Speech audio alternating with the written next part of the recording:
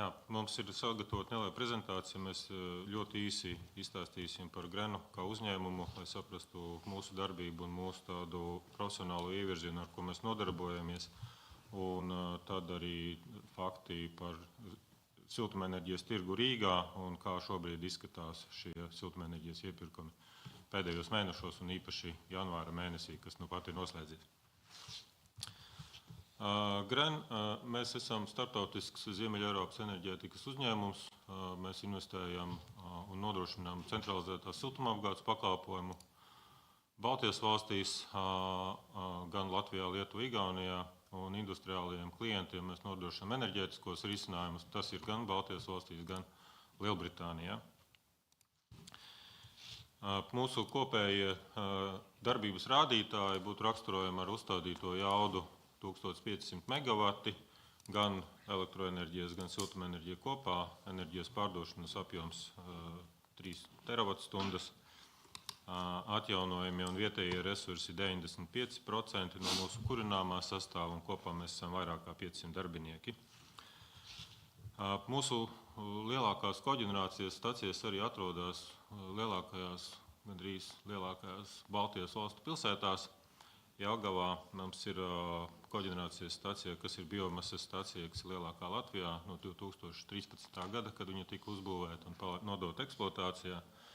Tāpat Rīgā, Tartu, Pērnavā, Klaipēdā, Kauņas pilsētā un 2 objekti Badslī un Nottingham, kas ir Lielbritānijā. Un virkne no šīm stacijām lieto atkritumus kā kurināmo. 2 stacijas Lietuvā un šīs Lielbritānijā, Nottingham un Badslī, kas viens no atkrituma veidiem ir otrreizējā koksne. Granu Latvijā mēs strādājam jau 17 gadus. Mēs esam darbību sākuši Jelgavas pilsētā un pakāpeniski attīstījušies. Šobrīd strādājam gan Rīgā, gan Daugavpilī, gan Gulbenē un Liepājā ar vēja ģeneratoru. Kas būtu būtiski piezīmēt, Jelgavā un Gulbenē mēs nodrošinām visu centralizētā siltumapgādes pakalpojumu no A līdz Z. Respektīvi mēs gan ražojam, gan pārvadam siltumenerģiju pa siltumtīkliem, un kas ir diezgan liels retums Latvijā, mēs arī nodrošinām tiešos norēķinus ar dzīvokļu īpašniekiem, kas ir mūsu lielākais skaits klientu, izrakstot tieši rēķinu katram dzīvokļu īpašniekam. Tā kārtība mums patīk, un mēs attiecīgi arī varam operatīvi un kvalitatīvi risināt visus jautājumus, kas tā skaitā saistīti ar debitoru jautājumiem, atliktajiem siltumenerģijas maksājumiem, izlīdzinātajiem maksājumu grafikiem, kas tagad droši vien būs ļoti aktuāli, jo, ja ziemā ir 1 mēnesis augsts, tad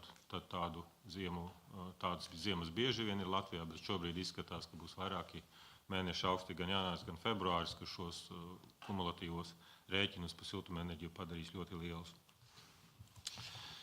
Latvijā mums ir 4 koģenerācijas stacijas, kuras mēs eksploatējam.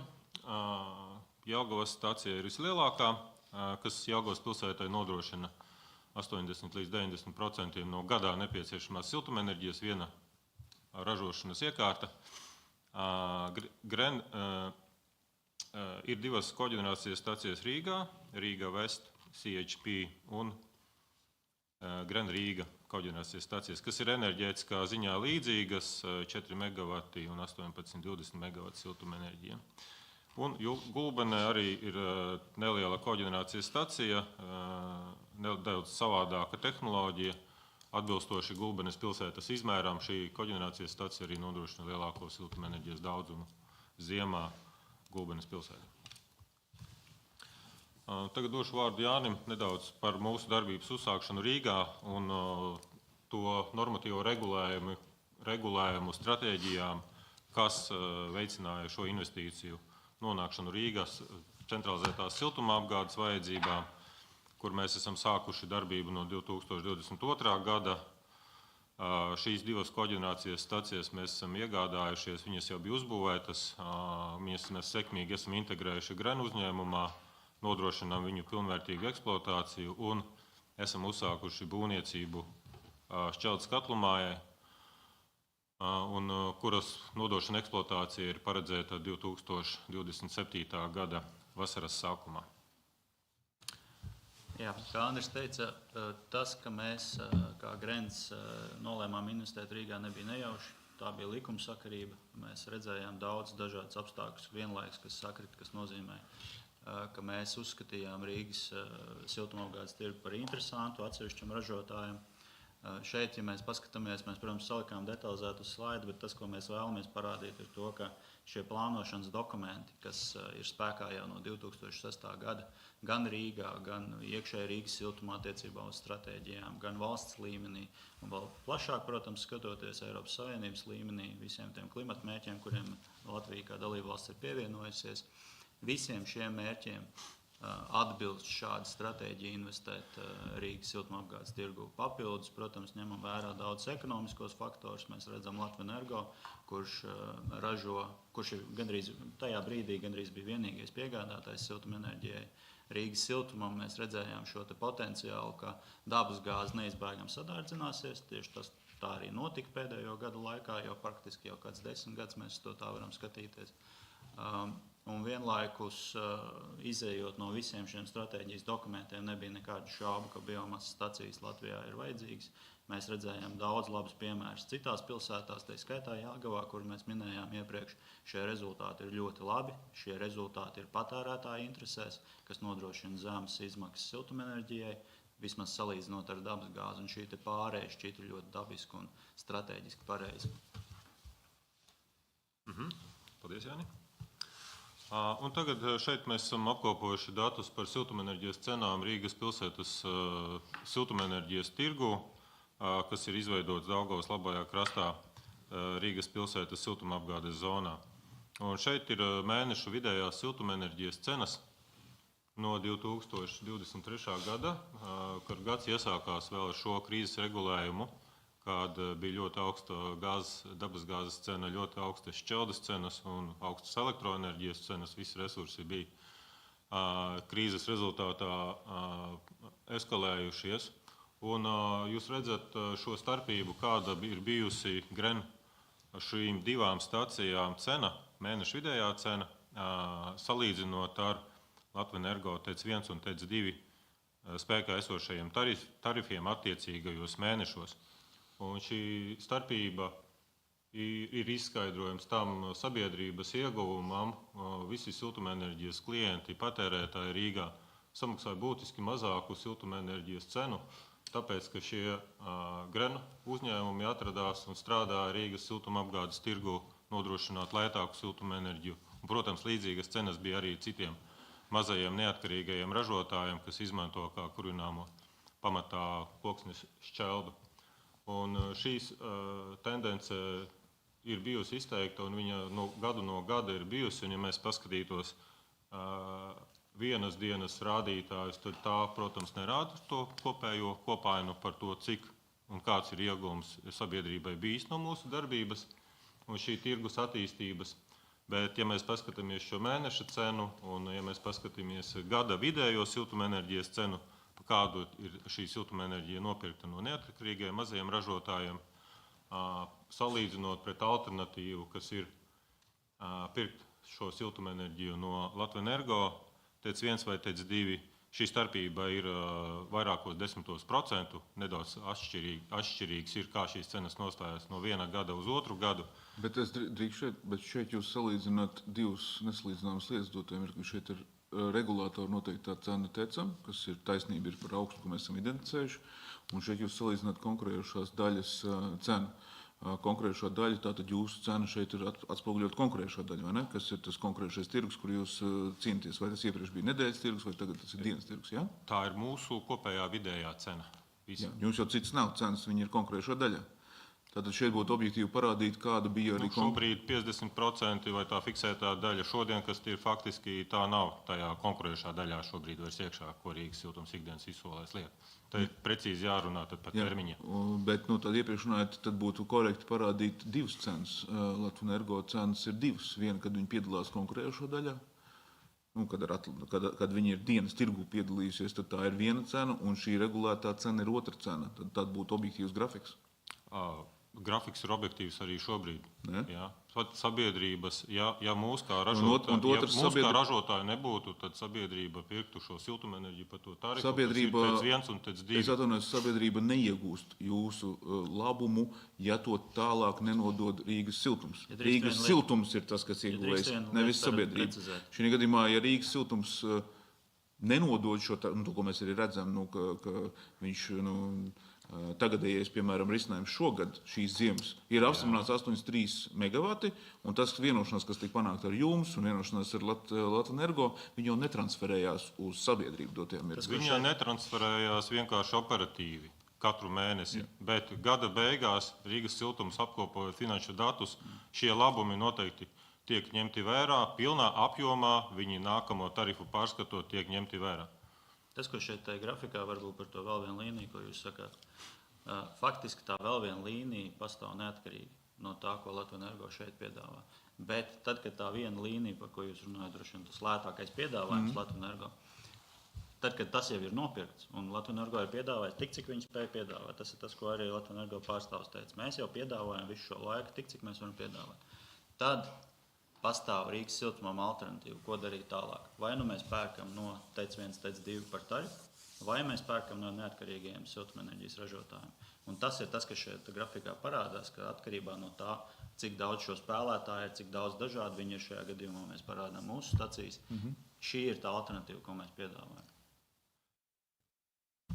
Jā, un šeit, ja mēs runājam par to kopējo gada vidējo siltumenerģijas cenu, kas vasarā nokrīt līdz 20 eiro, 30 eiro, vairākus mēnešus pēc kārtas, un ziemā atkal viņa pieaug līdz 40, 50, 60 eiro, gada vidējā cena ir absolūti konkurētspējīga, un Latvijā, es domāju, lielākā daļa no pašvaldību būtu priecīgi, ja viņiem būtu pieejama siltumenerģija par šādu vidējo cenu, ko viņi varētu izmantot savā siltumapgādes vajadzībām. Tā kā viņa nav arī sadārdzināta būtiski augstākā kā jebkur citur Latvijā. Ja izmantojam šo kurināmo, kas ir šķelda. Un šeit ir nākamais slaids par to situāciju Rīgas siltumenerģijas tirgu pēdējos mēnešos. Oktobris, novembris, decembris un janvāris. Un šeit var redzēt, ar šiem kolonu veida stabiņiem ir siltumenerģijas iepirkuma cenas. Pirmais stabiņš ir šī vidējā ikdienas izsoles cena, kas ir 40, 44, 47, 37, pavisam jau zemāka cena janvārī. Un tad ir vairākas cenas, kas ir Latvenergo cenas, 60 eiro ir tā fiksētais apjoms, par ko Rīgas siltums vienojās ar Latvenergo vasaras beigās, un tad ir tālāk TEC 1 un TEC 2 tarifi. Un šeit, ko mēs varam redzēt, ka ziemā, protams, siltumenerģijas pieprasījums janvārī ir ļoti augsts. Šie grafiki ir divām līknēm, ir jaudas, faktiskās vidējās mēneša jaudas pa mēnešiem. Tātad janvārī siltumenerģijas jauda vidējā no TEC 2, TEC 1 kopā ir bijusi 525 megavati. Protams, augstākajās dienās, kad ir augstie rīti, tur sasniedz 600, 700 un iespējams pat 800 megavati jaudu. Un no neatkarīgajiem ražotājiem, ieskaitot GREN, kopējā šī nopirktās siltumenerģijas jauda ir bijusi 114 megavati. Tad tas zaļais ir kas? Zaļā līnija? Jā, tātad zaļā līnija ir no neatkarīgajiem mazajiem ražotājiem nopirktās siltumenerģijas jauda, vidējā jauda mēnesī. Atskaitot nost to atlikumu siltumu potenciālu, ko Latvenergo piedāvā. Tas ir tikai mazie, neatkarīgie. Faktiski, jūs varat palikt vienu grafiku apakaļ, ja drīkst vienkārši šeit. Te ir kolēģi, un te es jums jautājumu gribu uzdot. Mēs redzam peļņas procentus. Vienalga viņas var pārreikināt, kā mums te iepriekš mēģināja stāstīt, ka nav objektīvi skatīties no apgrozījuma pret peļņu, skatāmies no aktīviem. Arī tur visiem izņemot vienu spēlētāji, tur peļņi ir griestos no tāda Klondaikas super biznesa peļņas, jums nepārmet. Jūs izmantojat kā biznesa, jums dotās iespējas. Šeit mēs redzam to situāciju, ka vasaras mēnešos siltumslodze pilsētā ir tik maza, kas ir aptuveni 80 līdz 100 megavatu vajadzība, jums stipri pārsniedz viņa jūsu kā neatkarīgo tirgus spēlētāju. Latvenergo nepiedalās vasaras tirgū. Praktiski vispār viņu tur nav. Man ir dati no Latvenergo, ko mēs saņēmām. Tajā mirklī vasarā notiek objektīva konkurence starp neatkarīgiem spēlētājiem, un mēs tad ieraugam patieso tirgus cenu, patieso labumu mūsu patērētājiem. Tiklīdz mēs nonākam ziemā, mēs redzam situāciju, ka jums tās slodze ir daudzkārt lielāka un izslēgtais konkurss ir 100% atbilstoši jūsu maksimālām slodzes iespējām. Es jūs domāju neatkarīgo spēlētāju. Rezultātā jūs varat iesniegt maksimālo cenu, un jūs tāpat vinnējat, tāpēc, ka konkurss ir uzbūvēts tā, ka jūs visi varat iesniegt. Tas tā līdz šim bija noticis. Līdz šim tāda bija situācija. Kā rezultātā tās cenas ļoti būtiski lēkā. Šķeldas cenas nav tik svārstīgas, kas radītu šādu ainu. Vienkārši ziemā nav konkurences, modelis tā neveidojās, un rezultātā cenas ir augšā, un jums peļņa ir superaugsta. Savukārt vasarā objektīvi ir stipri mazāks noslodze, jūs beidzot cīnaties savā starpā, un mēs ieraugam to, ko mēs patiesībā ieraugam. Un tā ir tā aina. Jūs tu mēģināt to bildi nedaudz kropļot uz mūsu pusi. Faktiskie dati, te nav nekas kropļots. Faktiskie dati, te Latvenergo skats, kas ir šeit, ir regulātori noteiktais tarifs. Viss elementāri. Tas skaidri parāda šis grafiks, ka ja neatkarīgi ražotāji, vienalga kurš no viņiem, vai vispār viņu nebūtu, visu siltumenerģiju iepirktu pēc tarifu. Un šie neatkarīgie ražotāji, tā skaitā Gren, ir radījuši konkurenci, kā rezultātā tarifs ir zemāks. Un kategoriski nepiekrītu jūsu apgalvojumam, ka vasarā šī cena atspoguļo patieso ražošanas pašizmaksu. Konkurence vasarā ir sīvāka, bet tirgus ir izveidots tā, ka šī cena neatspoguļo vasarā ir cena aptuveni 24 eiro. Jā, un ja šķeldas cena ir 20, kā jūs domājat, kur tur ir pašizmaksa? Jūs strādājat arī elektrības tirgu. Bet siltumenerģijas tirgu nedrīkst šķērsubsidēt no elektroenerģijas tirgus. Jūs to tāpat darat? Kulberga kungs,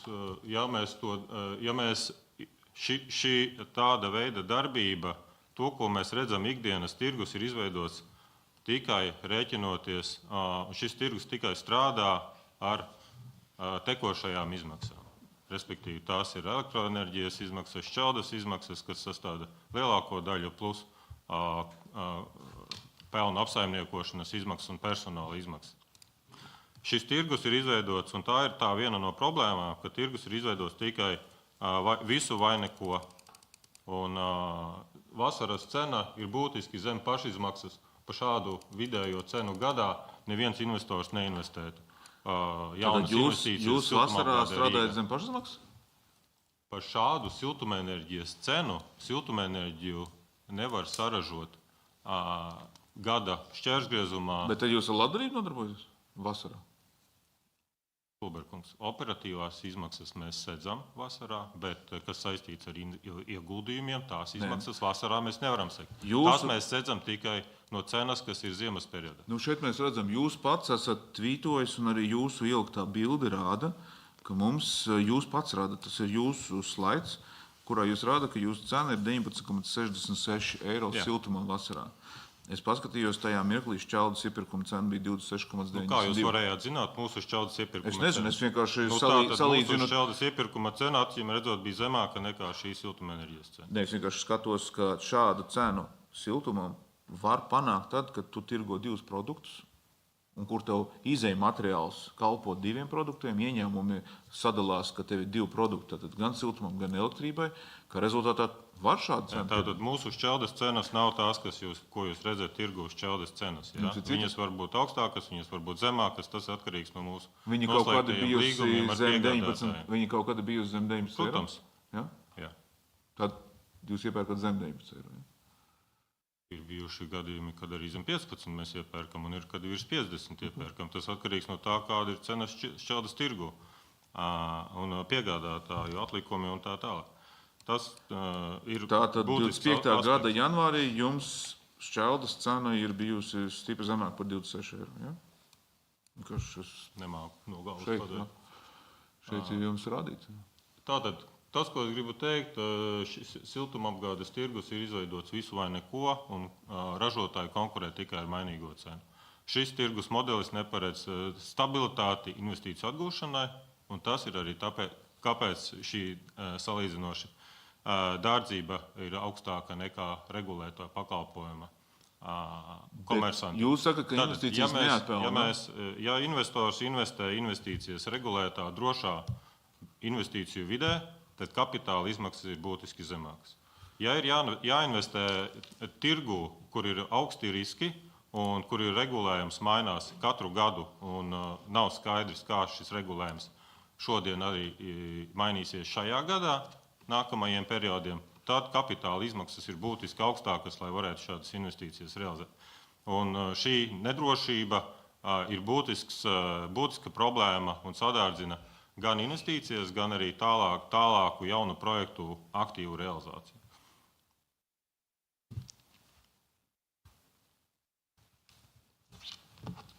Ja mēs varbūt varam pabeigt mūsu prezentācijas daļu, tad, man liekas, šeit ir viens būtisks slaids, kas arī runā par tiem ienākumiem, kas ir šobrīd moderniem siltumapgādes uzņēmumiem, kas faktiski visus no šiem mēs varam ieskaitīt arī kādā vienā vai otrā grena uzņēmumā, vai Latvijā, vai Lietuvā, vai Igaunijā. Tātad, siltumenerģijas ražošana ir daļa no enerģētikas, un tur šobrīd jau ir lielas sinerģijas. Un tās sinerģijas ir pamatā. Pirmais, tas zemākais augurs ir elektroenerģija, protams, koģenerācijas iekārtas un ienākumi no elektroenerģijas nākamās dienas tirgus. Un ikdienas tirgus, tad kopš pagājušā gada ļoti aktīvs ir tirgus pa frekvences regulēšanas pakalpojumiem, kur ir 3 dažādi frekvences regulēšanas pakalpojumi un tirgi, no kā siltumapgādes uzņēmums var gūt ienākumus. Šobrīd mēs Jelgavā pabeidzam elektrokatla montāžas darbus, respektīvi cauruļvadu metināšanu, kabeļu savienošanu. Sāksim februārī testēt, lai varētu šajos tirgos piedalīties. Mums ir arī piegādātas pirms nedēļas bez šīs elektroenerģijas uzkrājošās iekārtas, kuras mēs pabeigsim montāžu un sāks viņas darboties vasaras sākumā, un mēs visus šos tirgus apgūsim, un mums kā siltumenerģijas operatoram Jelgavā būs arī papildus ienākumi. Atkrituma reģenerācija ir cits atsevišķs liels ienākumu plūsmas avots tādām stacijām, kas par kurināmo izmanto atkritumu atlikumus. Mēs esam daļa no ražošanas tālākas attīstības. Centralizētās siltumapgādes uzņēmums, koģenerācijas stācijas var piegādāt un piegādā elektroenerģiju tiešās līnijas regulējumā, un ražošanas uzņēmumiem, atrodoties blakus siltumapgādes uzņēmumam, no ražošanas uzņēmuma var paņemt atlikumu siltumu, piesildīt un nodot pilsētas siltumapgādes vajadzībām. Šīs ir labas sinerģijas.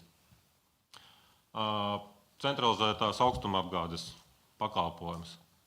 Tas arī ir daļa no pilsētā esošajām infrastruktūras vajadzībām. Pērnavā un Tartu pilsētās gan šādus pakalpojumus jau nodrošina.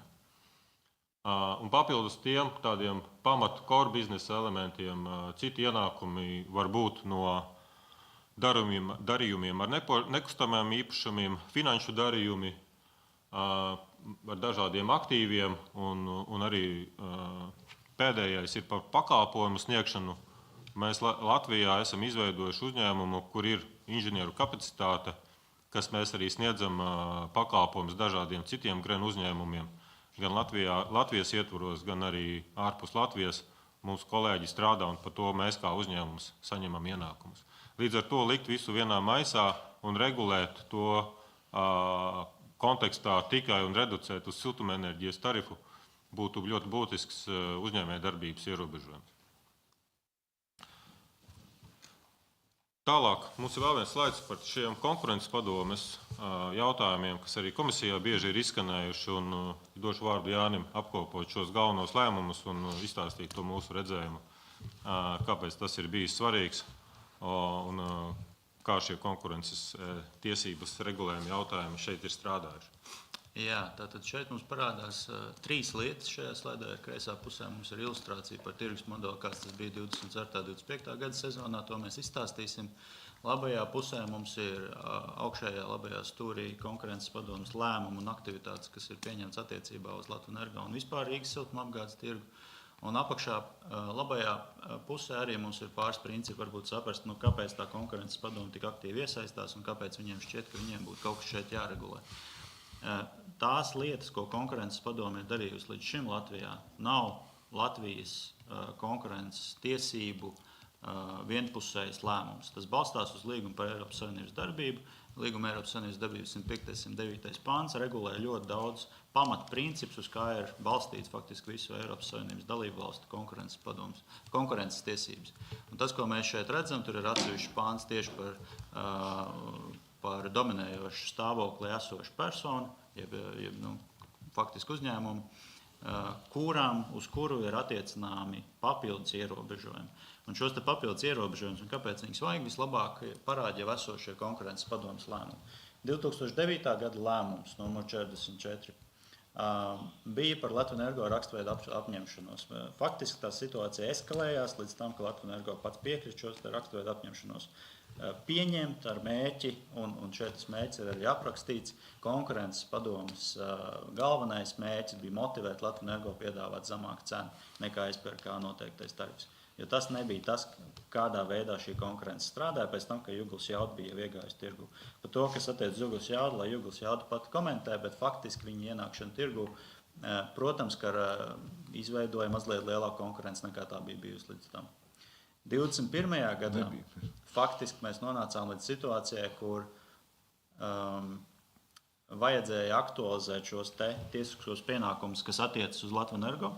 Un šeit konkurences padome, izvērtējot to situāciju, kā tā bija tajā brīdī, un šķiet, ja nemaldos, tad jau nebija tikai Jugls Jauda, bet bija jau arī kāds cits spēlētājs, faktiski nonāca pie secinājuma vienīgais veids, kādā veidā ierobežot, vismaz tas, ko konkurences padome atzina par leģitīmu, kā ierobežot Latvenergo aktīvas darbības, lai izspiestu konkurenci no tirgus. Vienīgais veids, kādā veidā to varēja ierobežot, ir ar L-Raika principu, kas jau, ko esat dzirdējuši šajā komisijā, jau vairāk kārt jūs esat apsprieduši ar pieaicinātajām personām.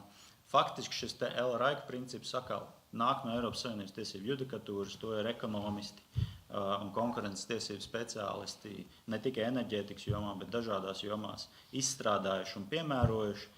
Un faktiski ievērojot šo principu, varētu teikt, ka konkurence šajā Rīgas siltumenerģijas tirgu var pastāvēt un attīstīties, jo tas nozīmē, ka Latvenergo nevar veikt tādas aktivitātes, vismaz uz papīra, kamēr konkurences padome nespiež viņus pārskatīt, neveic tādas darbības, kas varētu ierobežot papildu jaunu investīciju ienākšanu, kā piemēram tas ir Krenta gadījumā, kur mēs ienācām nopērkot vienu un pēc tam otru koģenerācijas staciju un atnesot to savu pieredzi uz tirgu. 2024. gadā mēs paši bijām viena no iniciatoriem šo 21. gadā uzlikto tiesisko pienākumu izvērtēšanai, jo mēs redzējām pēc dažādām aktivitātēm un mūsu piesaistītojiem ekonomiskiem no Copenhagen Economics, kas konsultē ar Eiropas komisiju, mēs redzējām, ka atsevišķos brīžos, vismaz šķietami, Latvenergo piedāvā tāds piedāvājums, kas faktiski varētu viņus nosaukt par plasmanīgām cenām, tātad ar mērķi izspiest kādu no konkurentiem ārā no tirgus, vai radīt neskaidrību, vai radīt apstākļus, kad ir vēl grūtāk šajā tirgu investēt. Tādi bija mūsu secinājumi toreiz, tas bija mūsu viedoklis, mēs veicām noteikts ekonomisks pētījums par šo situāciju, ko mēs neesam gatavi vēl šobrīd publicēt plašai publikai. Tomēr konkurences padomes atdzirdēja mūsu, veica šo tirgus uzraudzības darbību un secināja vairākas lietas. Viena no tām lietām par 45 miljoniem, ko rīdznieki ir pārmaksājuši tieši tāpēc, ka netiek pirkt lētākais siltums, bet tiek mākslīgi radīta divu lotu sistēma, kas faktiski nav rīznieki interesēs. Un tas, ko arī konkurences padome pateica, jā, pa solītim, bet tomēr šī situācija ir jārisina. Mēs jau arī šeit tikko apspriedām, ka tas tirgus nav perfekts, viņš noteikti ir uzlabojams, mēs par to esam sprieduši arī bieži Tautsaimniecības komisijā, taču konkurences padomes secinājumi kopumā būtu ņemami vērā un tomēr lēnām iespējams iestrādājumi arī likumā. Un tas, ko mēs dzirdējām 25. gadā, ka konkurences padome beidzot ir tiešām uzsākusi izvērtēt to, vai Latvenergo ir ievērojis savus tiesiskos pienākumus, jo šajā uzraudzības ziņojumā viņi to neizdarīja. Līdz ar to mēs nevarējām izdarīt secinājumu par to, vai Latvenergo ir jau pārkāpis kaut ko vai nav. To es saprotu, ka šobrīd, to mēs saprotam, ka konkurences padome sāka darīt 25. gadā. Es ceru, ka viņi drīz to pabeigs 26. gadā, un mēs varēsim nonākt pie kaut kāda secinājuma. Un šis te viss ir balstīts tikai uz to, lai sasniegtu konkurences tiesību galveno mērķi, aizsargāt, saglabāt un attīstīt brīvu un godīgu konkurenci un vienlīdzīgu konkurenci visās tautsaimniecības nozarēs, galvenais sabiedrības interesēs. Līdzīgi kā patērētāja tiesību aizsardzības tiesības, tā arī konkurences tiesību galvenais mērķis ir nodrošināt to, ka no tā, kas tiek ieviests, jeb kāds regulējums, no tā labumu saņem sabiedrība. Tas ir varbūt tas, kas šobrīd ir mazliet pieklabojis, bet noteikti tajā virzienā var strādāt. Un tad, ja mēs paskatāmies uz to kreiso pusīti, kur mums ir ilustrācija no mūsu ekonomista sagatavotā pētījuma, viena no ilustrācijām, faktiski šeit mēs redzam 24. 25. gada tirgu. Viņā ir nelielas izmaiņas attiecībā uz šo sezonu, tomēr tas, ko mēs redzam, ka kreisajā pusītē mums ir neatkarīgie siltumenerģijas ražotāji, kas ir apzīmēti kā SHP 1 un 2 un tā tālāk. Un tad mums ir Latvenergo monopola zona labajā pusē, kurā mums nav iespējams nekad piedalīties. Mums ir faktiski liekts ar iepirkuma esošo procedūru piedalīties šajā te tirgus daļā. Un tātad tas, ko mēs redzam no šī grafika, ir, ka mums ir divi cenu griezti. Viens tas, ko mēs jau rādījām, biomasas samākās izmaksas, mums nav kvotas un viss kaut kas cits, kas padara mūsu piedāvājums lētāks. Tad mēs redzam Latvenergo griestus, kas izriet vai no TEC 1 vai TEC 2 noteiktā tarifa, vai arī no tiesiskajiem pienākumiem, kas faktiski ir šis te LRIK aprēķins. Un tas, ko mēs redzam šeit, ka pie būtiskām šo te cenu griestu izmaiņām konkurence notiek tikai šajā vienā zonā, un viņi notiek visvairāk tieši vasarā, jo, ja mēs skatāmies vasaras un ziemas tirgus, ir pilnīgi divas dažādas lietas, redzot no tā, kāda piedāvājuma tur tiek iesniegti un saņemti. Un attiecīgi šajā te otrajā zonā, pat tad, kad mūsu Latvenergo it kā būtu izkonkurējuši šajā konkurējošajā daļā, mūsu lētākais piedāvājums netiek nopirkts. Faktiski tā, kā tam varbūt vajadzētu strādāt, ir tad, kad Latvenergo var piedāvāt lētāku, tad dārgākais piedāvājums varētu būt tas, kur tad izmet ārā no šīs konkurences. Tas, kas faktiski tiek izdarīts, tiek izmests ārā nākamais lētākais no pirmajā lotā esošajā. Un tas ir tas, par ko jau mēs ilgstoši ceļam trauksmi, ka tas nav rīdznieku interesēs. Un tas ir tieši tas, par ko konkurences padome izdara šo secinājumu par 45 miljoniem. Okay. Mums ir vēl viens pēdējais. Šis ir mūsu otrs investīciju projekts. Ja mēs vienu šobrīd esam gala investīciju lēmumu pieņēmuši un uzsākuši būvniecību, tad atkrituma reģenerācijas stacijas projekts ir attīstības fāzē, kur notiek ietekmes uz vidi novērtējuma procedūras. Precizēt, jums tagad ir divi projekti sanāk palaisti, ja? Šis ir tā kā apspriešanas un tālāk, bet jums ir paralēli vienkārši katlmāja arī vēl. Tā saprast? Jā, šobrīd, kā minēju, ir pieņemts gala investīciju lēmums un būvniecība ir uzsākta katlmājai, 50 megavati, kas atrodas arī netālu no šī objekta, kas ir Jaudas iela 1 Aconē. Un šī stacija pēc, ja izdosies attiecīgi ietekmes uz vidu novērtējumu sekmīgi pabeigt procedūru, varētu sākt darboties 2029. gadā. Cik šie jauda? Šīs stacijas, atkrituma reģenerācijas stacijas, precīza siltumenerģijas jauda vēl tiks noteikta. Orientējoši mēs esam plānojuši 60 līdz 70 megavatu siltumenerģijas jaudu. Un šeit apakšējā daļā ir siltumenerģijas cenas no atkrituma reģenerācijas stacijas Klaipēdā iepirkšanas pa mēnešiem 2025. gadā, kur jūs varat redzēt, ka janvārī, februārī ir bijušas augstākās cenas 46–47 eiro par megavatstundu, un tad vasaras periodā šī cena ir bijusi 20 vai nedaudz zem 20 eiro par megavatstundu. Un Klaipēdā šī stacija ir pat lētākā, kas nodrošina siltumapgādi pilsētai. No viņas gada laikā Klaipēdas pilsēta nopērk vislielāko siltumenerģijas apjomu, respektīvi viņas īpatsvars ir ļoti liels. Rīgas vajadzībām lielāku staciju enerģētiskā ziņā viņas ir ļoti līdzīgas Klaipēdas stacija un tas, ko mēs esam plānojuši Rīgā. Rīgas vajadzībām siltumapgādes vajadzības, protams, ir būtiski lielākas nekā Klaipēdā, bet šai stacijai ir vairāk ierobežojošie faktori, un tas viens no tiem ir atkritumu apjomu daudzums, kas būtu pieejams reģenerācijai gan šobrīd, gan arī ilgtermiņā, lai šī stacija sekmīgi strādātu, un tas nosaka to, ka proporcionāli siltumenerģijas daudzums no šādas stacijas Rīgas vajadzībām labajā krastā varētu būt aptuveni 15 līdz 20%. Tā kā tas būtu liels atspaids arī siltumenerģijas kopējās cenas samazināšanai, jo, protams, mēs visu siltumenerģiju, kā jūs minējāt, pārdodam operatoram Rīgā, kas ir Rīgas siltums, un tad Rīgas siltums piegādā šo mūsu un citu ražotāju siltumenerģiju gala patērētājiem. Šeit jūs konkurējat par projektiem šī kontekstā, ko Kureiša kungs arī, es saprotu, ka ir ar līdzīgu projektu startē citā vietā, bet un arī vēlme par Rīgas siltuma trases caurplūdi. Tas nozīmē, ir gan tirgus modelis jāmaina, acīm redzot, un šīm te vajadzībām, lai šāds projekts. Bet es šeit gribētu, jūs runājat par investīcijiem, apdraudējumu, tāpēc lielas izmaksas, jo riski ir lieli. Man kaut kā neiet kopā tā bilde, ko jūs runājat, ar to, ko es redzu dzīvē par peļņām, kādas figurē visās stacijās, jūsu stacijās. Viņas arī ir vienkārši fantastiskas. Es labprāt gribētu investēt naudu tādā stacijā kā jūsējā. Pieder biežāk kotētam uzņēmumam, jūs varat iegādāties akcijas. Nē, bet es gribēju būt privātīpašnieks, tā kā te daži labi ir tādi, un kas šeit super ar tik maz darbiniekiem, liels apgrozījums, garantētā peļņa, kur nemainīgi ir augsta. Un jūs sakat, ka neatpelnās investīcijas ir sarežģīti, tad mums Tīmas kungs paziņoja, ka viņš taisa būvē 2 jaunas stacijas. Jūs jau esat apstiprinājuši. Kāpēc tik sliktā investīcija vidē, tik neprognozējumā, mainīgā apstākļos jums esat tik ļoti interesēti investēt? Tad jau kaut kā neiet kopā šie stāsti.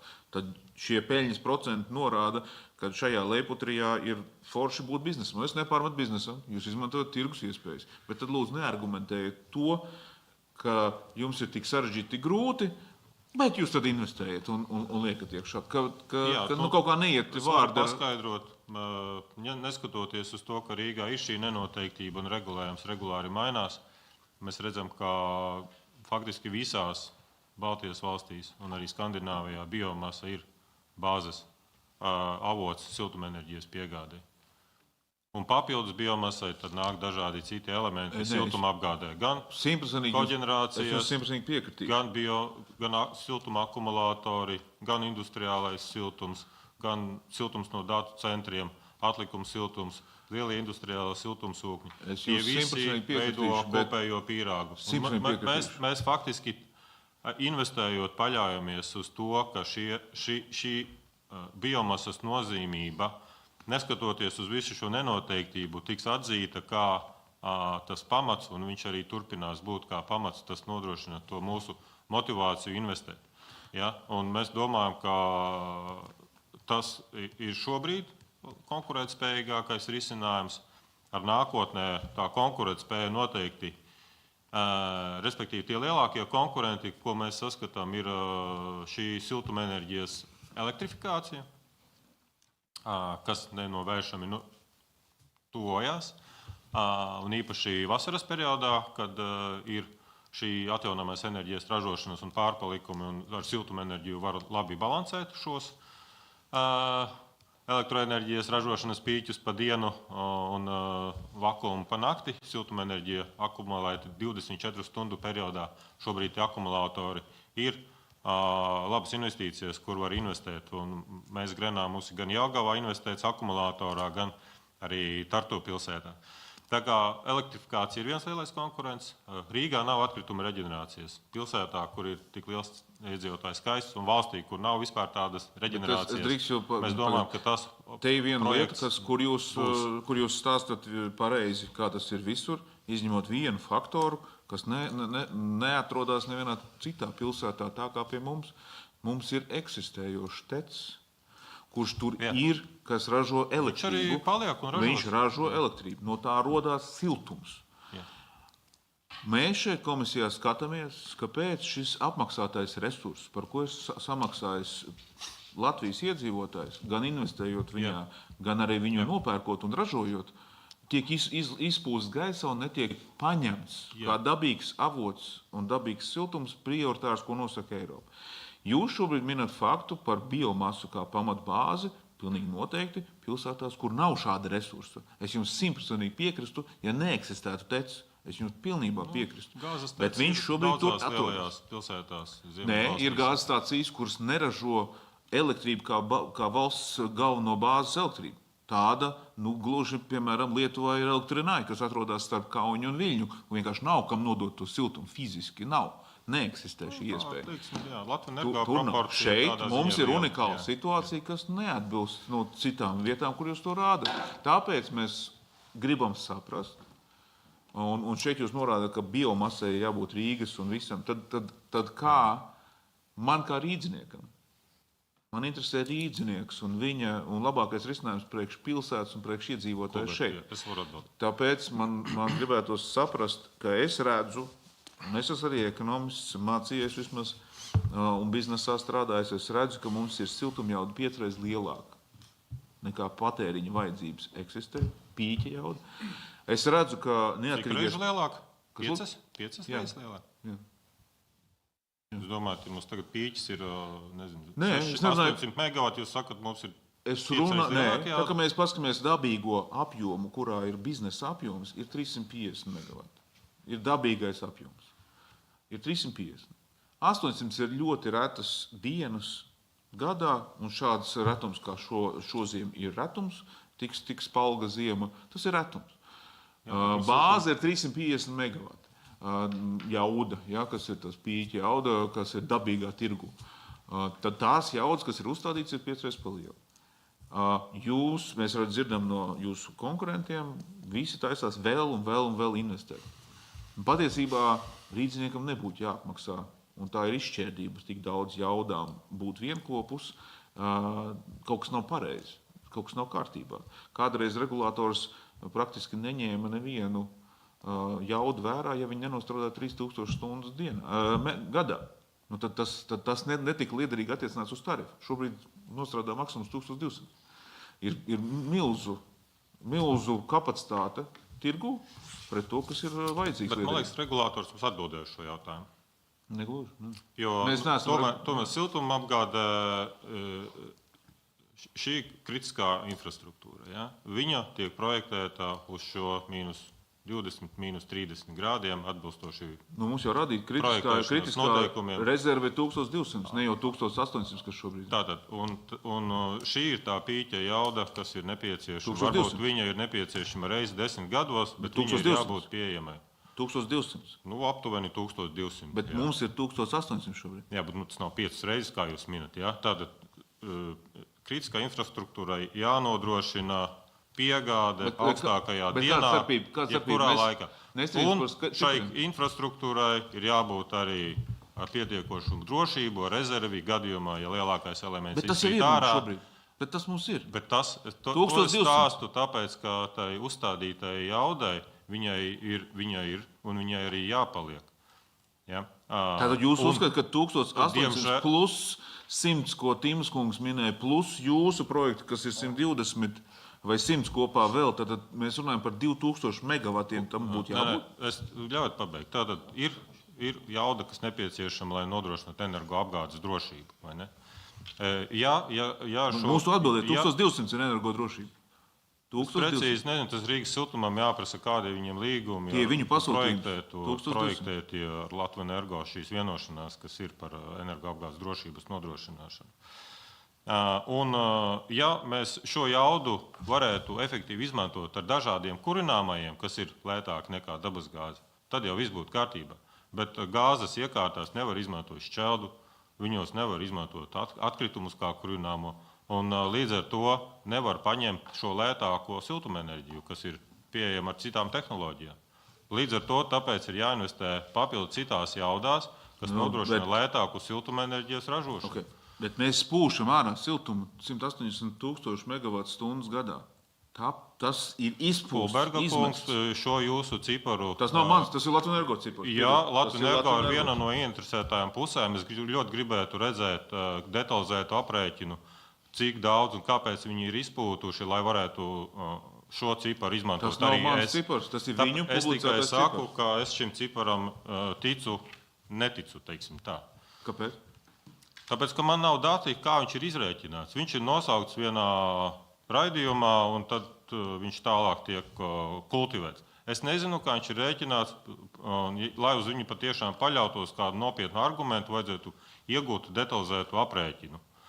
Bet es piekrītu, Latvijas Energo daudz ir izpūtis gaisā, jo vienkārši bieži viens lielākais izpūšanas elements ir tāpēc, ka jūs ļoti labi zināt, tas arī ir izskanējis, tātad siltumapgādes pieprasījums ir pārāk mazs, lai šo siltumenerģiju paņemtu. Pagaidiet. Tad arī viņi tiek pūsta gaisa. Latvijas Energo par šo atbildēja. Latvijas Energo pateica, ka viņi ir saražojuši 370,000, ir izpūtuši gaisā, 180,000 ir liederīgie. 180,000 ir liederīgi nododamie.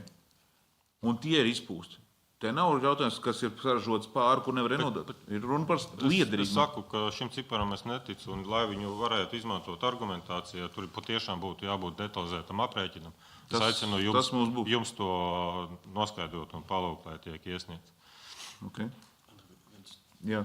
Viens jautājums par iepriekšējo tēmu. Arī kontekstā ar cenu griestiem, uz ko mēs šobrīd virzamies, arī Tautsaimniecības komisijā skatāmajā likumprojektā, tad, kad jūs rēķināt biznesa case jaunajiem investīciju projektiem un investīciju atdevi, vai jūs, protams, ka jūs nestāstīsiet detaļas par savu biznesa case visas, bet konceptuāli, vai jūs ierēķināt šajos investīciju atdeves modeļos līdzšinējās peļņas apjomus, tā kā viņi ekstrapolējat, vai jums tomēr ir kaut kādi piesardzīgāki apsvērumi, zinot, ka konkurences padome, protams, skatās un konstatē, ka tur tomēr veidojās kaut kāda superpeļņa. Līdz ar to ilgtermiņā droši vien pielemjot šādus investīciju lēmumus ar 30 gadu horizontu, jūs visticamāk nevarat rēķināties ar to pašu peļņas līmeni, kas ir bijis līdz šim. Attiecīgi, vai jūs varat šajā zonā pakomentēt? Jo, protams, ka es arī esmu bažīgs par to, ko jūs signalizējat. Es gribu saprast, cik lielā mērā jūs mazliet pārspīlējat šo argumentu par to, ka, piemēram, šie paši cenu griesti vai kāda cita konkurences situācijas, tā skaitā tāda duālā biržas mehānisma korekcija, kas varētu jūsu to peļņas līmeni samazināt, tad jūs veidojat to argumentu, ka tas visus šos investīciju projektus bezmazliet apstādinās vai neradīs jaunas. Un mums vajadzētu saprast korekti, kas ir tas, teiksim tā, break-even līmenis, kur nozara joprojām ir ieinteresēta investēt, un es pilnīgi piekrītu jums. Es arī uzticos Rīgas siltuma teiktajiem, ka nostīt mazo, bet ne Latvijas Energo ražotāja ienākšana tirgu ir samazinājusi tarifu. Latvijas Energo Rīgas siltumam vismaz konkurējušajā daļā.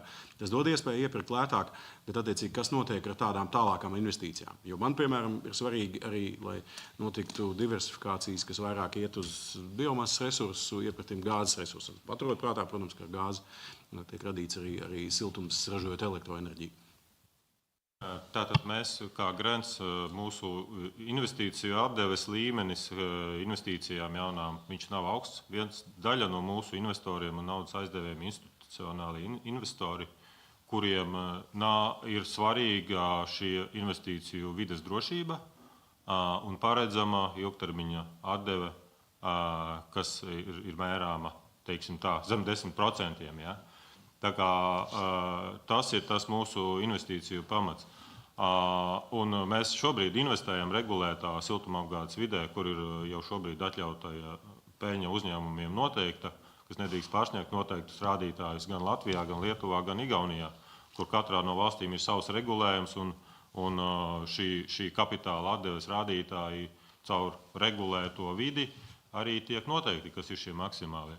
Rīgas tirgus gadījumā šis piedāvājums pēc cenas griestiem, viņš nav vērtējams kā vienīgais elements. Ja, tad kas notiek tālāk, ja mums ir cenas griesti, kas notiek tālāk?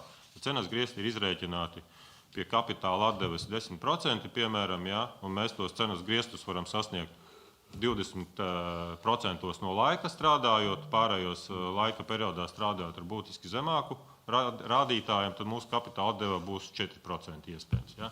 Un investoriem bieži vien nav tik svarīgi, kādi ir šie griesti, bet kas ir tas, kas aizsargā investīciju. Kas ir tā apakšējā līnija. Un šeit Rīgas siltuma gadījumā un Rīgas tirgus gadījumā mums nav vispār saruna bijusi, kā aizsargāt investīcijas, kas ir tā apakšējā robeža. Jūs pasakat, šeit mums būs griesti, nekad vairāk, bet, ja jūs strādājat ar mīnusiem, tas mūs neuztrauc. Un tas nevienam investoram nepatīk. Vai tie esam mēs, kā ārvalstu investors, vai kurš cits investors Latvijā, kurš investē kaut ko. Bet vai kāds aktīvi aicināja jūs investēt? Jūs investējat un... Tas ir jūsu risks kā privātais investors. Jā, mums noteikti aicināja. Neviens jau neteica, Jānis Zuļķis, mūsu prezentācijā bija atsevišķs slaids ar šo strateģisko konceptu, kas noteica šo mūsu investīciju ienākšanu. Tāpēc jau valsts pašvaldība, šajā gadījumā arī operators strādā pie šiem politikas dokumentiem. Ja tu tur ieraksti, ka biomasas jaunās stacijas ir vajadzīgas pašvaldībā, tad to mēs uztveram kā uzaicinājumu, protams. Tas, ko varbūt ir svarīgi pieteikt, vai mēs pārspīlējam vai nepārspīlējam, mēs runājam arī ar citiem investoriem, kuriem ir bijusi interese par Rīgu, bet viņi nav gatavi šeit investēt. Tieši tāpēc, ka tas tirgus ir tik sarežģīts. Mēs esam pieredzējuši šajā jomā, mēs esam gatavi varbūt arī uzņemt bišķīt vairāk nekā vidējais investors. Bet tādu nav daudz, un līdz ar to jūs redzat no tiem investoriem, kas ir tagad investējuši visu šo gadu garumā, ka tie ir gandrīz uz viens rokas. Bet jūs redzat kādu scenāriju, kur skaidrs, ka investīcija viens no driveriem ir tāds superpeļņa, kas līdz šim bijusi, pat ja jūs viņu neekstrapolējat ilgākā laika posmā, pat ja ir visi šie regulētās vides un politiskie riski un tā tālāk. Bet tāpat skaidrs, ka laba peļņa vienmēr stimulēs investīciju papildu kapacitātē. Un to darat ne tikai jūs, bet arī jūsu konkurenti. Vai jūs redzat situāciju, kur vienā brīdī tā peļņa normalizējās un tirgus ir pārinvestējis, un tas savukārt sāk apdraudēt jau kaut kādas investīcijas, kaut kādu atdevi?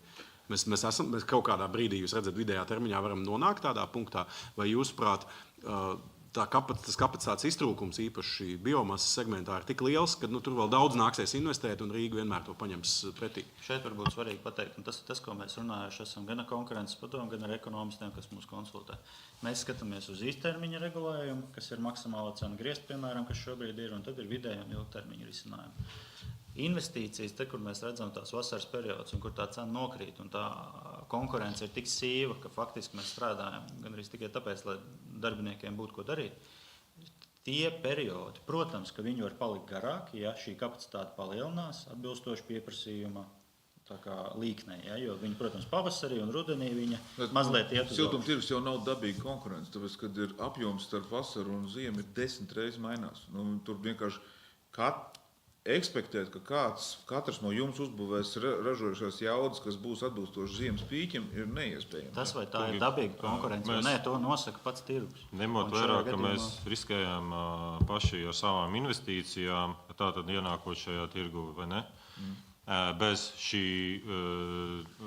regulējošās vides drošības, kas ir, piemēram, mums investīcijām Jelgavā vai Pērnavā, Tartu vai Lietuvā, mēs ļoti rūpīgi rēķinām, kurā brīdī šis pārsātinājums vai piesātinājums varētu iestāties. Un mēs šobrīd redzam, ka tirgu pietiek vieta visiem, bet tas, protams, nav bezizmēra tirgus, kur var turpināt būvēt un būvēt un būvēt un būvēt. Respektīvi, tas mūsu skatījumā ideālais scenārijs ir tāds, ka vasaras slodzi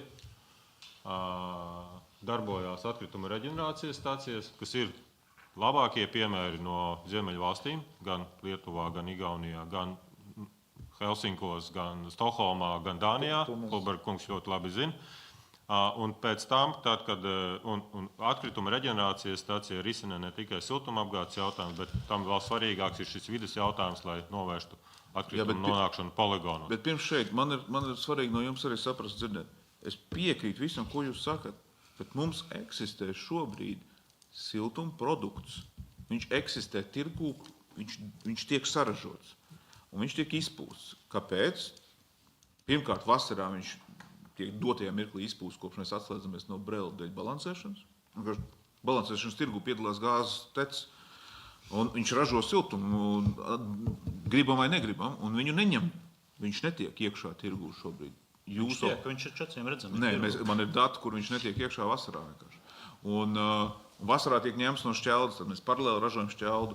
Tur jau ir dabīga problēma šobrīd. Ja jūs runājat par vides piesārņojumu, tad tur jau ir vides piesārņojums, jau eksistē. Mēs vēl vienu gribam uztaisīt. Bet kāpēc jūs sakat, ka vasarā viņš netiek iekšā? Viņš tiek iekšā. Jā, man ir dati, kur... Bet viņš var tikt iekšā, ja viņš grib. Nē, šobrīd pie esošā tirgus regulējuma. Viņš vienkārši nav konkurētspējīgs. Atvainojiet, konkurētspējīgs, ka viņš mākslīgi ir padarīts dārgs, nekā viņš patiesībā ir. Kāpēc viņš ir padarīts dārgs? Tāds, ka viņi izpūš gaisā. Bet kas viņu padara mākslīgi dārgu? Tā tad šīs konkurences padomas izlīgums ar Latvenergo. Mēs iepriekšējā diskusijā arī redzējāt, Stukļa kungs arī runāja par šo minimālo jaudu. Ja? Bet tas, ko konkurences padomas lēmums paredz, ka tur ir ierobežojums tikai par šo vienas lotes minimālo jaudu, ko drīkst piedāvāt tirgu, respektīvi 15 megavati. Bet Latvenergo nav aizliegts piedāvāt 15 plus 15 plus 15 plus 15, aizpildot visu vasaras tirgu un strādāt. Faktiski. Viņi to nav darījuši, un tas nav bijis tas jautājums, ko ir ierobežojuši, ka tas nācis tā rezultātā, ka konkurences padome ir ierobežojuši viņiem darbību vasarā. Vienkārši tās cenas pašizmaksas ir pārāk augstas pret to cenu, ko tirgu... Tad jūs sakat, netaisam, mēs te dzirdējam skaidru un iepriekš. Siltums, kas iznāk no tā, ka viņi strādā balansēšanas tirgū, viņš ir gandrīz pavelti. Viņa vajadzība vasarā it sevišķi, kur nav 118 grādu vajadzīga sistēmā. It sevišķi tieši tāpēc, ka viņa noņemšana no kondensācijas režīmas, kad viņu laiž koģenerācijas režīmā, ir vienkārši minimāls starpība. Tad viņš ir tuvu pašizmaksas ir 15-20 eiro viņam. Maksimālā viņa, nevis pašizmaksas, maksimālā viņa iespējamā cena 5 līdz 15 eiro. Nerunājam šeit par cenas jautājumu. Šeit ir problēma, kurā ir iebūvēta problēma, kurā viņš arī nevar piedalīties. Es to arī no viņiem dzirdēju, ka viņam ir aizliegts 24 eiro zemāk vispār piedāvāt. Mēs gribam noskaidrot, kāpēc notiek situācija, kad ir saražots siltums, kā blakus produkts, kurš vienkārši rīdzinieki apmaksāts, kurš vienkārši pūšās prom. Tas ir tas... Latvenergo ir valsts kapitāla sabiedrība. Par viņiem tas jautājums ir tad jārisina. Ja? Es domāju, ka tas ir... Man jautāt, kāpēc jūs gribat investēt vidē? Kāpēc tieši Rīgas labajā krastā? Kāpēc ne kreisajā krastā? Kāpēc ne Daugavpilī? Kāpēc ne Rēzeknē? Kulberkungs, kā jūs zināt, TEC nestrādā 24/7 un 8000 stundas gadā. Ir brīži, kad viņi strādā, tad, kad ir augstas elektroenerģijas cenas, tad, kad ir augstas balansēšanas cenas, un ir mēnešiem gari periodi, kad viņi nestrādā. Taisnība? Protams. Tad kā šo caurumu aizlāpīt? Ja? Šobrīd ir Latvenergo ir intensīvs darbības periods, ir augstas elektroenerģijas cenas. Nav problēma. Tas ir konkurences aspekts, ar ko mēs rēķinamies. Bet tad tajā laikā, kad ir šīs augstās cenas, panāciet regulējumu, ka visa Latvenergo piedāvātā siltumenerģija ir lēta siltumenerģija. Tas ir tas, kas ir jāatrisina. No tā iegūst. No tā, ka Latvenergo šajās dienās, kad viņi ražo TEC 2 un TEC 1, abi bloki, visas turbīnas griežās, viņi saražo 800 MW siltumenerģijas un ar 10% piedalās šajā tirgu un mūs izkonkurē, rīdzinieki no tā faktiski neko neiegūst, jo viņiem ir jāsamaksā arī 90% pa lielo tarifu. Tur ir jāatrod risinājums. Mēs kā uzņēmējs to nevaram izdarīt, to droši vien jums ir labāka pozīcija tādu risinājumu panākt. Jā. Tas, ko mēs gribam teikt, Latvenergo nestrādās šādā intensitātē nākamos 5 vai 10 gadus uz priekšu, ar ko varētu Rīgas pilsēta kā siltumapgādes vajadzībām rēķināties. Mūsu visas prognozes liecina, acīm redzot, es domāju, arī pārējiem tirgus dalībniekiem ir līdzīgas prognozes, ka tecu intensitāte ar vienu samazināsies. Pēc pagājušā gada tātad Brela atvienošanās TEC darbība nemaz nebija tik intensīva, kā viņa bija sagaidāma. Viņi strādāja. Un mēs redzam, ka īpaši vasarā viņu darbības intensitāte vienu brīdi pieauga, jo bija dažādi ierobežojumi energosistēmā, bet mēs redzam, ka baterijas nāk iekšā un viņas šo caurumu tirgu aizlāpīs, lai TEC strādātu ar vien mazāk. Mēs runājam par nākotnes siltumapgādes sistēmu, kur TEC loma ar vien samazināsies. Un tāpēc vajag investēt šajās iekārtās, kas ražo citu siltumenerģiju, nevis TEC, kas izmanto dabasgāzi, un bieži vien šī siltumenerģija lielāko gada stundu skaitu ir ļoti dārga. Kāpēc jūs pretojaties visu laiku līdz šim dienas tirgum? Kāpēc bija tik intensīva pretestība?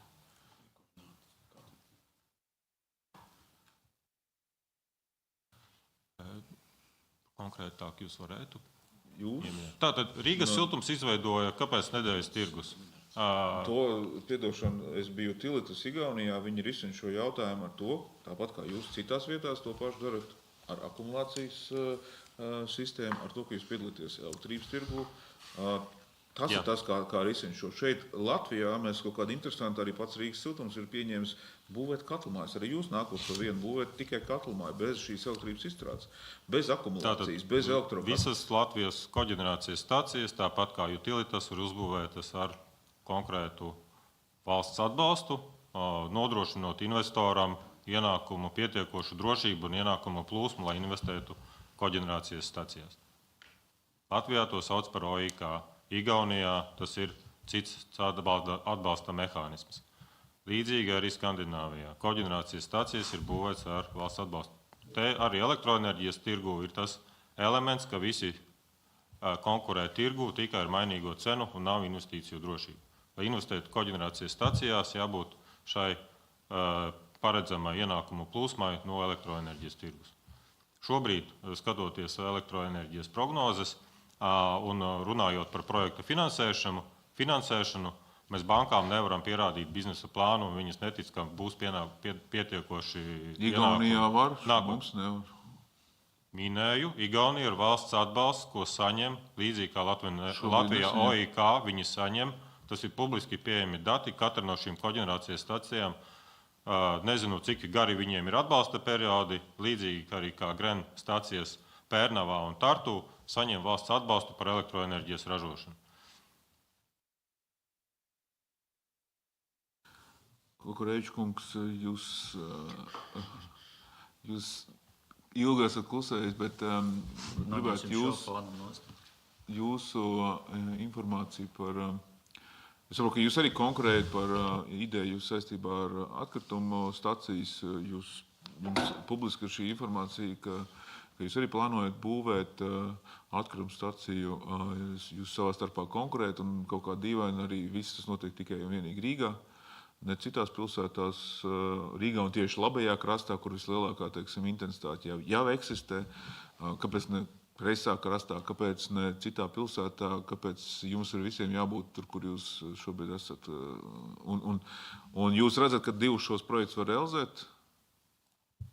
Es domāju, ka divus projektus drīzāk varbūt tīri no emocionālā viedokļa grūtāk realizēt, jo tā tēma jau tā ir diezgan, kā lai saka, iedzīvotājiem aktuāla un varbūt arī nepamatots, kā lai saka, izteikts bažas. Bet es domāju, ka, redziet, te arī kolēģi pieminēja to, ka viss tomēr saistīts ar kādu investīciju atmaksāšanās kārtību, vai principiem. Un, kad jūs ar jebkuru projektu ejiet uz banku, to finansēt, vai arī investoriem piedāvāt, ne tik daudz cena ir svarīga, kā svarīgs pat ir šīs garantētais noiets kaut kā.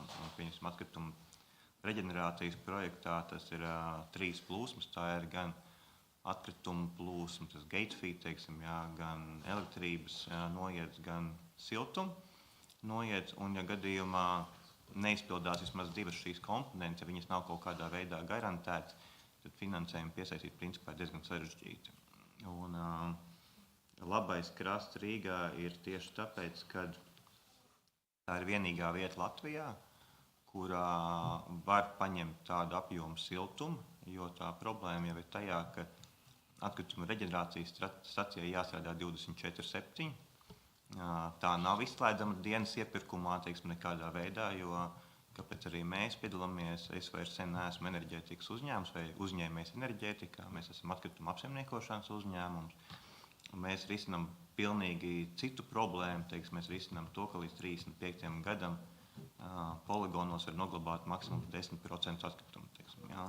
Un, tas ir tas, kāpēc es šajā projektā esmu, teiksim, jā. Vai tas nebija 3%? Nē, 10%. 35 un 3? 10? 10%, jā.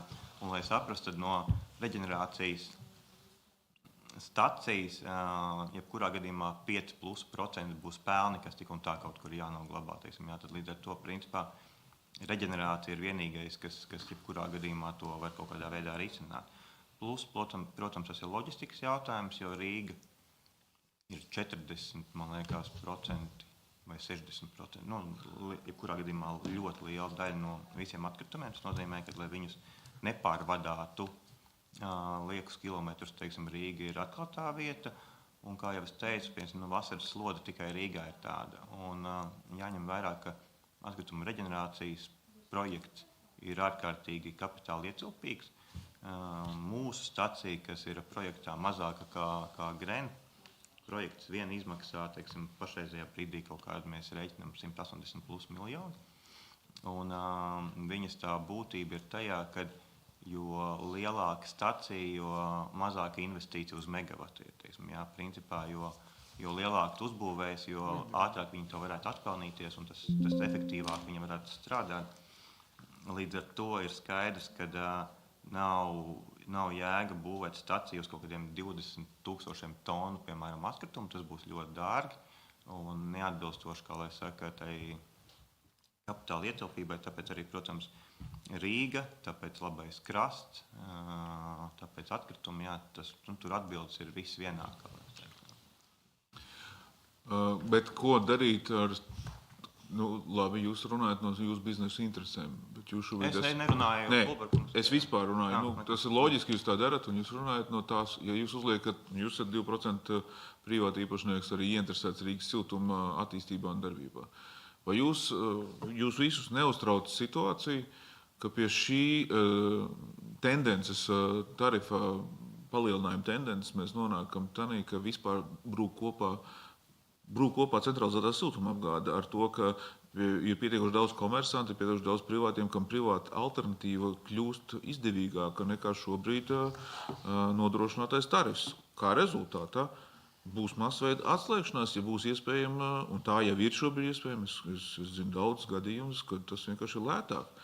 Un ir neizbēgama tarifa celšana, ja ir šāds modelis, kas ir uzbūvēts dotajā mirklī. Nu, pie tās jaudas, kas ir jānosedz, pārbagātības, gan arī šī nesakārtotība, kurā jūs arī pareizi minējāt, tad Latvenergo šī cena pēc būtības klāt pasaules. Nē, Kulbārkungs, es domāju, ka pilnīgi nepareizs domu gājiens ir. Es domāju, ka ne valstī, ne pašvaldībai, ne Rīgas siltumam nevajadzētu uztraukties par to, ka šeit ir entie privātie ražotāji. Tāpēc, ka pirmkārt tā ir privāta nauda, kā jau mēs dzirdējām, jā, visi investori paši uzņemās to risku. Viņi var pavaidēt par to, ka tas ir izdevīgi, neizdevīgi, vai ka tas klimats varbūt nav pietiekami labs, vai vēl jau vairākās ģeopolitiski apstākļi, teiksim, ir, jā, bet tā patiesībā nav jūsu problēma, ja tā godīgi, teiksim, tā ir investoru problēma, kur uzņemās risku.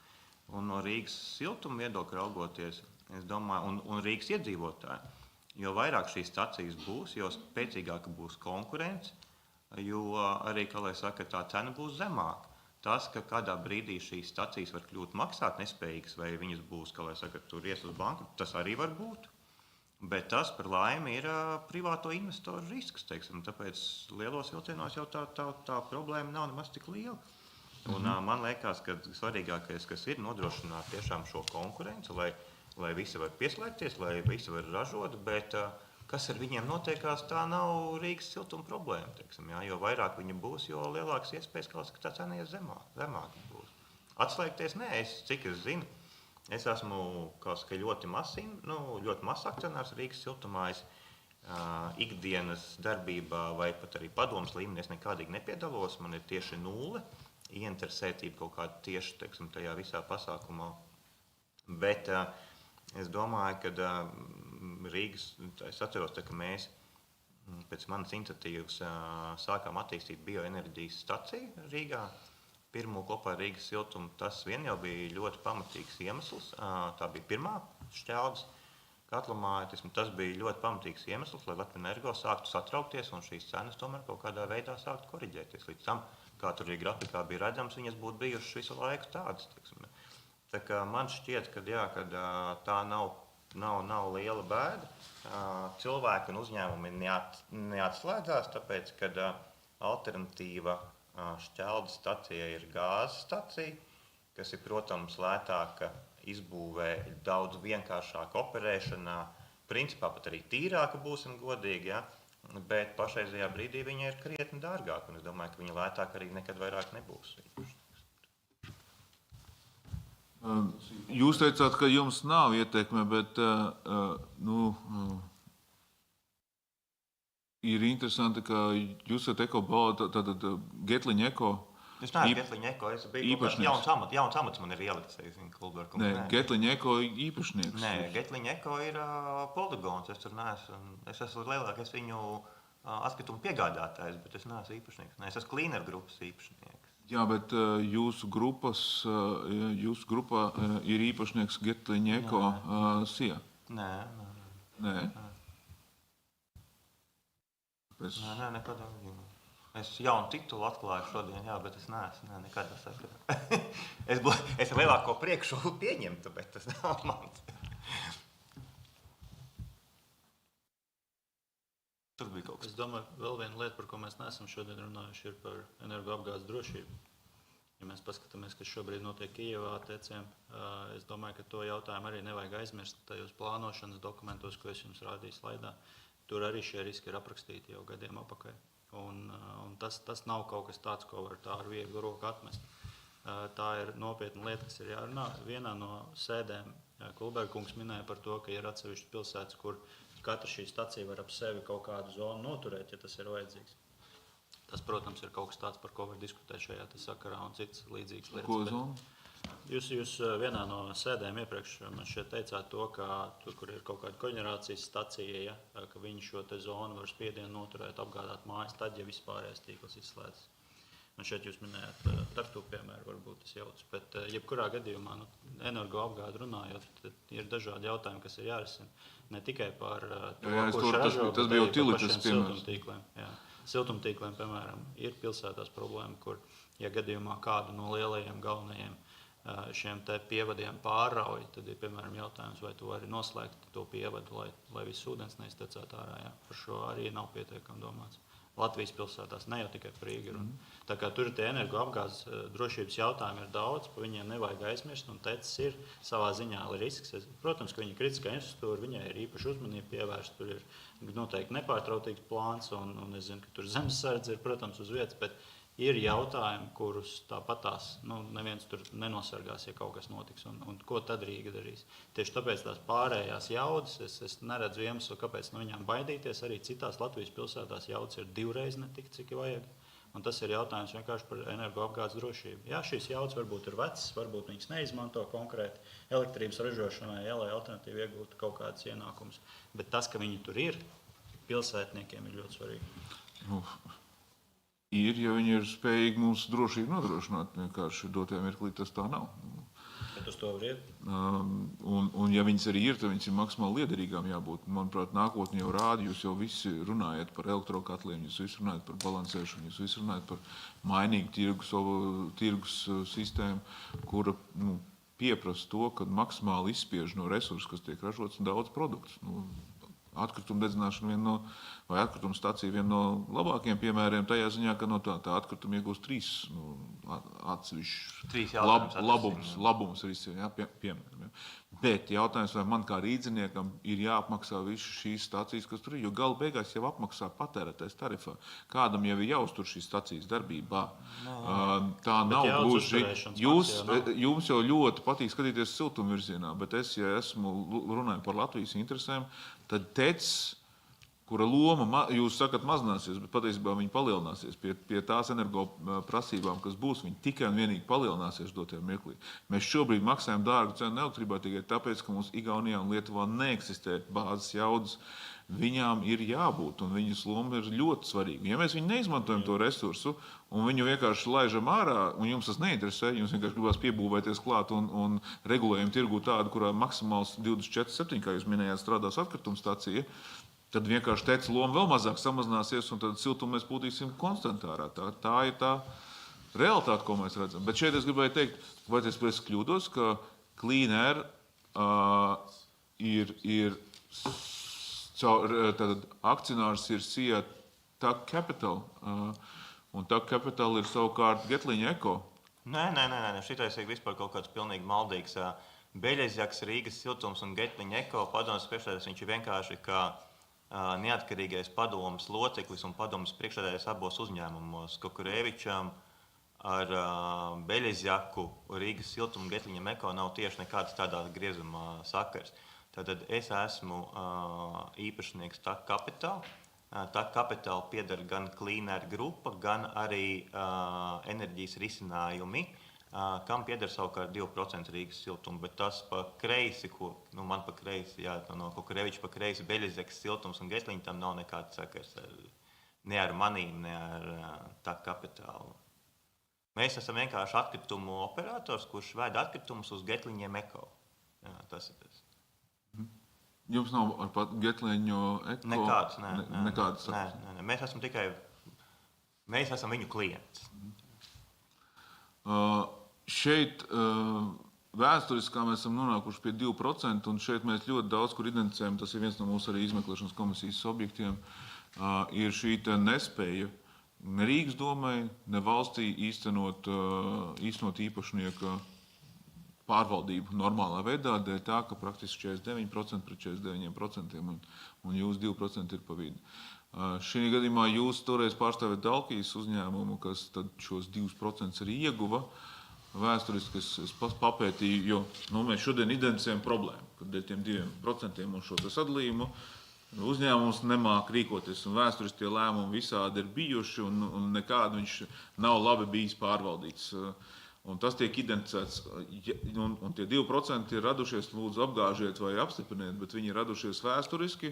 No Baltijas tranzītu bankai bija piederošie 2%, kur praktiski pirmslikuma tiesībām bija jābūt ekonomikas ministrijai, un viņas bija jāīsteno Rīgas domai, kā toreiz.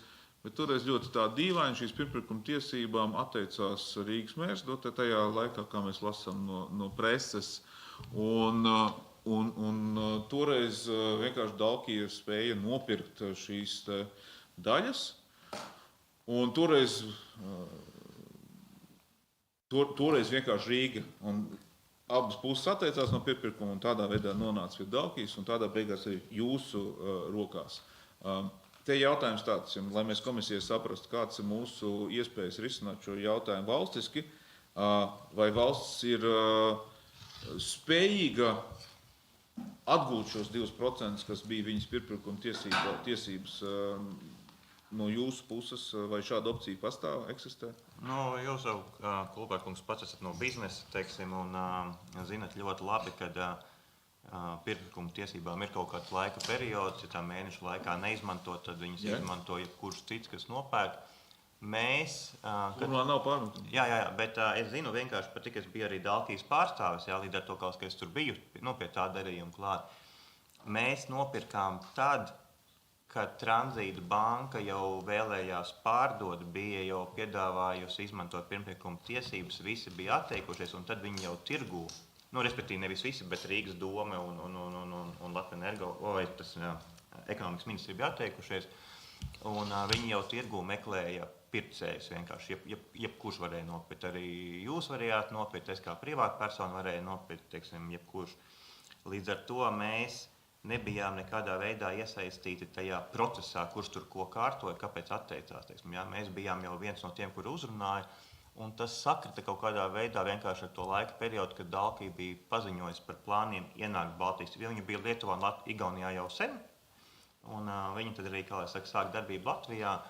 Un, tā, kad tas piedāvājums atnāca pie mums, mēs vienkārši domājam, ka šis ir tāds labs entrance ticket, lai ienāktu tirgū, kaut kad varbūt notiksies privatizācija, un mēs izmantosim pirkuma tiesības. Runājot par kaut kādu šo 2% atgūšanu vai iegūšanu, jebkas jau, kā mēs labi zinām, ka viss jau pārdodās, teiksim, jautājums tikai cenā. Bet man personīgi ir ļoti slikta pieredze pārdodot bioenerģiju, kad es viņu gribēju pārdot savus 50% Lietuvas kompānijai, un Rīgas siltums izmantoja piepirkuma tiesības, kas viņam bija, kā saka, tiesības izmantot, un tad es tiku izvazāts pa mēdījiem, teiksim, kad pie kaut kur ēviķi nonākuši ir, kā lai saka, Rīgas siltuma miljoni, teiksim, lai gan principā es pārdevu par ļoti lētu cenu, salīdzinot ar to, cik tagad, teiksim, bioenerģija pelna. Bet līdz ar to, protams, vēlme slēgt darījums ar valsti vai pašvaldību ir ļoti neliela, teiksim tā. Bet man vienkārši tas, kas man liekas, ir ļoti dīvaini, kad jūs gribat risināt ar privāta investora rokām to, ko, manuprāt, vienkārši valsts un pašvaldība var elementāri atrisināt. Jums kopā publiskajam sektoram ir 98% Rīgas siltuma. Jūs varat darīt jebko. Nu, tā, ka pilnīgi jebko. Vai vienkārši ekonomikas ministram un Rīgas mēram vienkārši apsēsties pie galda un izrunāt. Pie tam vēl likums nosaka par pašvaldībām. Viņš nosaka to, ka siltuma apgāde ir viena no pašvaldības funkcijām. Viena no 3 funkcijām, kas jānodrošina pašvaldībai. Un es vienmēr esmu bijis balsojumos ar Rīgas domu. Es to vienmēr esmu teicis, ka es atbalstu viņus, tāpēc, ka es uzskatu 2 lietas. Pirmā lieta – valstī ar Rīgas siltuma apgādi nav jānodarbojās, tāpēc ekonomikas ministrijai turēt šīs akcijas ir bezjēdzīgi. Un otrā lieta savukārt valsts kā Latvijas Energo kapitāla daļa turētājs ir zināmā interešu konfliktā, teiksim, jo viņi pārstāv vairāk Latvijas Energo intereses nekā Rīgas siltuma un rīdzinieku intereses. Ja.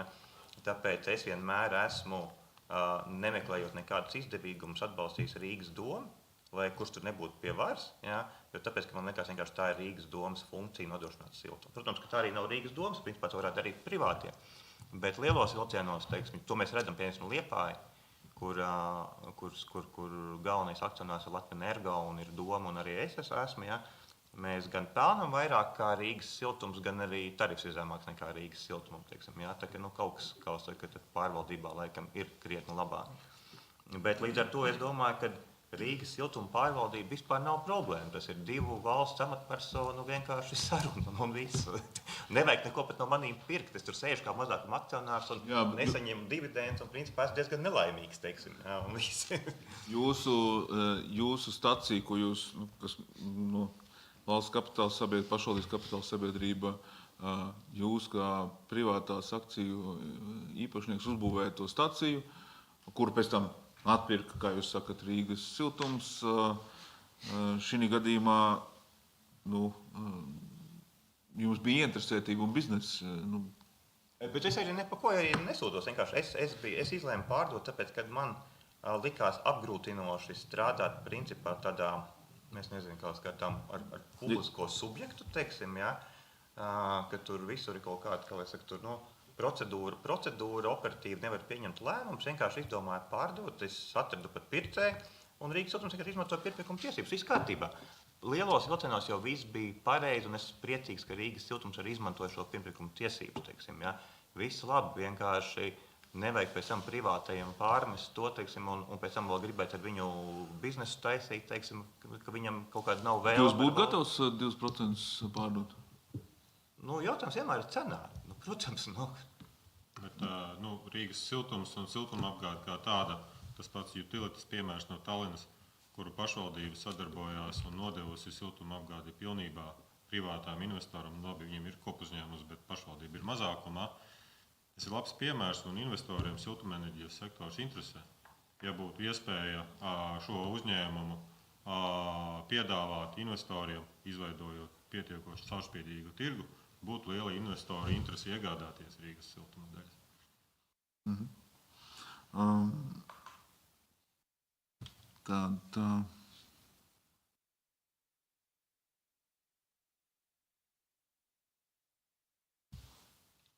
Kā jūs redzat, kā privātais īpašnieks, kā no Rīgas siltuma viedokļa, kas būtu jādara, lai sakārtot šo tirgumu, jo labi, ja jūs saglabājat savas akcijas un gribat lielākas dividendes, jūs gribētu, lai tas attīstītos. Šobrīd tas, kas ir noticis, ko mēs redzam, nav bijis labi pārvaldīts uzņēmums, to rāda gan finanšu rezultāti, ko mēs, es domāju, abi varam labi novērtēt, kas nav labi.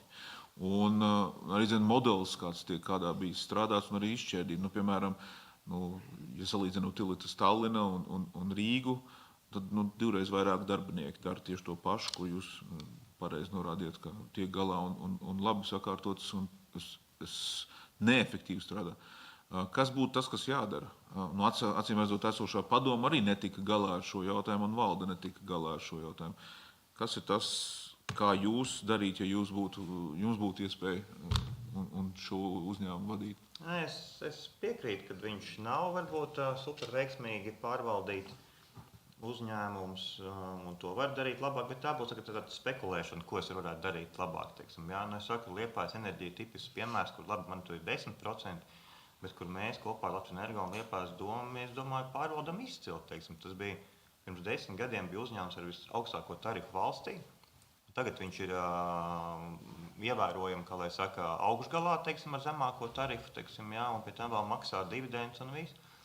Es domāju, ka mēs aizmirstam vienu būtisku lietu, runājot par šiem uzņēmumiem. Jūs saprotat, ka Rīgas siltums jebkurā gadījumā nav, kā lai saka, kaut kāds komunālā pārvalde vai vēl kas. Tas ir principā biznesa uzņēmums, kurš finansējās tur pie bankām, kuram jāpild kaut kāds kovenants un kuram ir principā jāpelna noteikta nauda, jāmaksā būt dividendēs, un lieli akcionāri saņem valsts un pašvaldību 98%. Ja? Mana daļa tur ir neliela pavisam vai pat ļoti sīka, un šīm dividendēm varētu mierīgi atbalstīt trūcīgās maisaimniecības. Ja? Tas būtu tieši mērķēts atbalsts tiem, kam tā nauda visvairāk ir nepieciešama, vai kam šie siltuma rēķini ir vissāpīgākie. Ja? Bet pašam uzņēmumam jāstrādā ar biznesa balstītam biznesa pamatos, un man būtu tur daudz ko darīt, bet principā viena no lietām, pie kā es, ja es būtu valsts un pašvaldība pirmām kārtām, es sadalītos šo uzņēmumu pārvadē un ražošanā, ražošanu pārdotu tirgū, teiksim, vienkārši pārdotu privātiem investoriem, un tīklu savukārt saimniecību nodot vienkārši Rīgas domas rīcībā, teiksim, ja? Vai kā Rīgas domas kapitāla daļa turētāji. Un lai visi ražotāji konkurē, kaujās un plēšās par to cenu, lai nodrošina iedzīvotājiem zemāku, un savukārt Rīgas dome būtu īpašnieks, teiksim, šai tīklu kompānijai, teiksim, ja, kas ir aktīvs, ja, ko no jauna neviens neizbūvēs nekad, teiksim, ko nevar pazaudēt nekādā gadījumā, un tas var būt gan koncesijā, līdzīgi kā tas ir bijis arī Utilitas gadījumā, teiksim, ja, vai arī vienkārši būtu, kā saka, pašvaldības pārziņā, teiksim, jā, un funkcionēt tālāk. Tas būtu tāds strateģiskāks jautājums, bet, ja es saku, ja jūs esot Saeimā, domājat, ka uzņēmums nav attīstījies tāpēc, ka pa vidu ir 2%, lai gan 98% ir valstī un pašvaldībai, tad man nedaudz, kā lai saka, jautrinās ir, teiksim, jā. Nē, tas tā, to ir viegli tā pasniegt, bet patiesībā izšķirošos mirkļos var ļoti labi ietekmēt. Es vienu reizi par šiem gadiem esmu joka pēc izmantojis savu nosacīto dienesta stāvokli 2%, jā, vienu reizi. Un tikai tāpēc, ka vienkārši es redzēju, ka tas bija laikā, kad ekonomikas ministrs un Rīgas mērs bija no vienas partijas. Viņi atnāca un uz šķiet 7 padomas locekļu vietām nominēja 8 kopā, teiksim, jā, kas man likās, jau tas augstākais, teiksim, muļķīguma kalngals. Un tad es vienkārši izdomāju, es skatos, ka viņam ir tāds balsojums, vienkārši izmantoju savus 2%, lai vienkārši vienu padomas priekšsēdētāju izmest no padomas ārā, teiksim, jā, vienkārši joka pēc, teiksim, jā. Es nekad neesmu izmantojis savu šo privilēģiju, nekad pilnīgi. Es esmu vienmēr atbalstījis Rīgas domi balsojumos par viņu padomas locekļiem izvirzītajiem, jā. Un es uzskatu, ja tiešām ir tā, ka valsts un pašvaldība nevar vienoties, tad es neuzskatu, ka privātiem ar 2% jābūt kā šim šķīrēt tiesnesim, teiksim. Tas man liekas diezgan kā saka, nostādīt mani diezgan muļķīgā situācijā, teiksim. Tā kā nē, Tas nav taisnība, jo jābūt konfliktam, teiksim, lai 2% kaut ko izšķirt, bet es vienkārši man ir grūti iedomāties. Jā, bet jūs arī vadat, es nezinu, vai tagad, bet jūs arī vadījāt ilgu laiku enerģētikas komisiju ekonomikas ministrijā. Jā. Jūs turpināt to vadīt? Nē, viņi ir izbeigusies. Tā komisija. Jūs kādreiz vadījāt, tāpēc, teiksim, saikni par šo jautājumu Bet arī jādrīkst kā saka, tautsaimniecības, tā bija tautsaimniecības apakškomiteja, teiksim, enerģētikas, personību, kā lai saka, tā nominācija tur bija nevis balstīta uzņēmumos, ko pārstāv, bet personībās. Un tas bija, kā priekšsēdētājiem bija arī galvenais aicinājums visiem cilvēkiem, kas tur tika uzaicināti, bija aizmirst par to, kurus uzņēmumus viņi pārstāv, bet domāt par Latvijas enerģētikas interesēm. Teiksim, ja. To ir grūti izdarīt, teikšu godīgi. Ne man tas izdevās, man tas izdevās tādā ziņā, kad es tā varēju izdarīt. Ja. Jo es pat laikam jau vairs nebija enerģētikā, teiksim, tajā jomā. Bet cilvēkiem, ne Rīgas siltuma vadītājiem, ne Latvijas energo vadītājiem, viņiem ļoti grūti apsargēties no tā, ka runājot par Roiku, piemēram, viņam grūti apsargēties no tā, ka viņš ir Roika saņēmējs, teiksim, jā. Viņš nevar par to. Kāpēc jūs atbalstījāt Rīgas domas kandidātus? Es jau minēju, tāpēc, ka saskaņā ar likumu siltuma apgāde ir pašvaldības funkcija. Man vienkārši liekas loģiski, jo, padomājiet, ekonomikas ministrija taču nav akcionārs nevienā citā siltuma apgādes uzņēmumā. Šī ir tīra lokāla pašvaldības funkcija. Un es aizmirsu vēl vienu lietu pieminēt, kas, manuprāt, ir ļoti svarīgi, kad mēs runājam par šiem uzņēmumiem. Mēs runājam par tarifu, bet mēs aizmirstam par uzņēmumu vērtību. Jā. Patiesībā katra uzņēmuma vadītāja un padomes funkcija ir vairot vērtību. Jā, runājot par kaut kādiem subsidētiem tarifiem vai vēl kaut ko, jā, tā ir vērtības graušana un mēs vienlaicīgi gribu uzsvērt, ka ir ļoti svarīgi par iedzīvotāju interesēm domāt. Bet tā kā, piemēram, mēs darām to Liepājā, Bet te ir pilnīgi pretēji. Mēs redzam, kā jūs nokomentēsiet šos milzu aizņēmumus, kas Rīgas siltumā, līdz Lūpai, kur es redzu arī šie aizņēmumi ir naudas plūsmas nodrošināšanai ņem, jo vienkārši nav šīs naudas. Viņš ir slikti finansiāli pārvaldīts, ja es paskatos uz visiem finanšu rādītājiem. Ja viņam nebūtu šī meitas uzņēmuma, kas nozīmē, ka Rīgas siltums kļūst ieinteresēts, lai tirgu varētu nopelnīt ļoti daudz, jo šis meitas uzņēmums netiek kontrolēts no regulātora viedokļa, tad tā ir vieta, kur pasmelties un tās dividendes saņemt. Kā jūs skatāties uz šiem milzu aizņēmumiem? Kāpēc uzņēmums tik ļoti aizņemās un neliek viņu lietā, lai vairot šo, kā jūs minējāt, uzņēmumu vērtību? Nē, es saku, man ir grūti spriest, jo es esmu akcionārs, kurš vienreiz gadā tiek uzaicināts akcionāru sapulci, lai nobalsot par lēmumiem, kurus 12 mēnešu laikā ir, kā lai saka, menedžējuši valsts un pašvaldības iecelt padomas locekļi, teiksim, jā, un valde.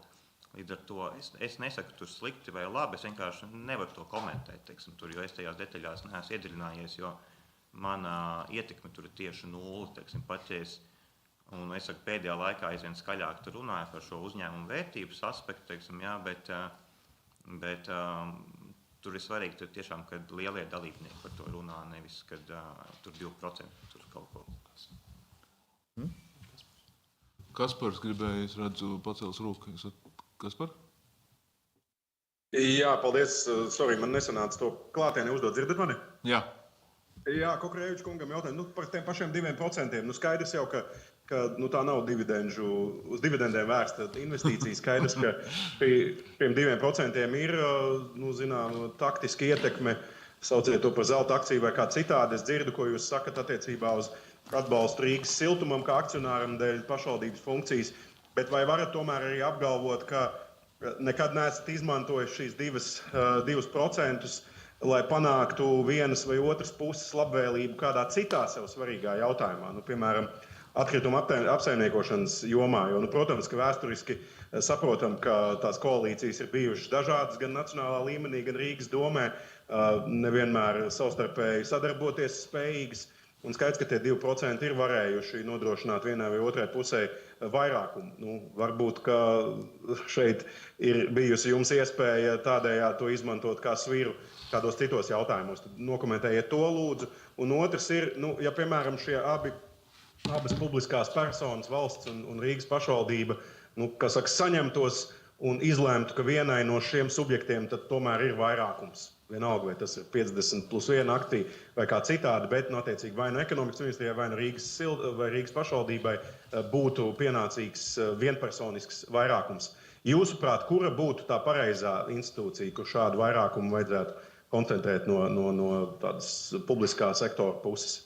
2 jautājumi, paldies. Jā, paldies par jautājumu. Es sākšu no otrā jautājuma. Varbūt, tad, es jau vairākas reizes, 2 reizes kā minimums minēju to, ka es vienkārši uzskatu, ka tā ir domes funkcija. Es pat teiktu tā, jebkurš privātais investors daudz labāk nodrošinātu siltumapgādes darbību, būtu daudz efektīvāks. Pēc tam vēl šis ir regulēts bizness, līdz ar to, kā lai saka, ir griezti visai arī tai pelnīšanas, teiksim, apetītē. Ja?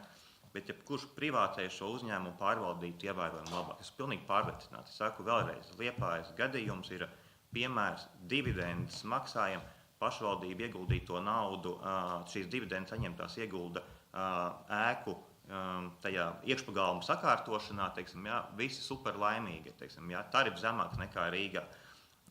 Tāpēc, kā lai saka, es domāju, ka profesionālam investoram vai profesionālam operatoram būtu daudz lielāka interesētība šo uzņēmumu pārvaldīt daudz rūpīgāk. Protams, ka nopelnīt, bet es esmu pilnīgi droši arī, ka tarifs būtu daudz labāks un uzņēmums būtu daudz veiksmīgāks. Uzņēmuma vērtība ir kritiski zema. Ja mēs paskatāmies, tad Tallinas jau vairāk pieminētais Utilitas, teiksim, kurā ietilps arī Tallinas siltumapgādes uzņēmums, viņa EBITDA ir 45 miljoni. Rīgas siltuma EBITDA, man liekas, ka ir 25 miljoni. Tas nozīmē pilsētā, kurā ir 400 000 un 600 000 iedzīvotāji. Ja pārceļ šo visu, tad principā Rīgas siltuma EBITDA būtu jābūt 60 miljoniem, ja? Un kas konservatīvi kolēģi varētu mani pakuriģēt, bet es domāju, Rīgas siltuma multiplikators pārdodot šo, vai piemēram biržā ejot vai piesaistot investorus, būtu kā minimums 12 EBITDA. Tāpēc, ka tas principā ir monopolis, tīkla, teiksim, jā, garantēts tirgus, teiksim, un, jā, 12%. Tad, principā, mēs runājam par uzņēmumu, kura vērtība ir 700 kapekā miljoni, varētu būt, ja tiktu pārvaldīts kvalitatīvi.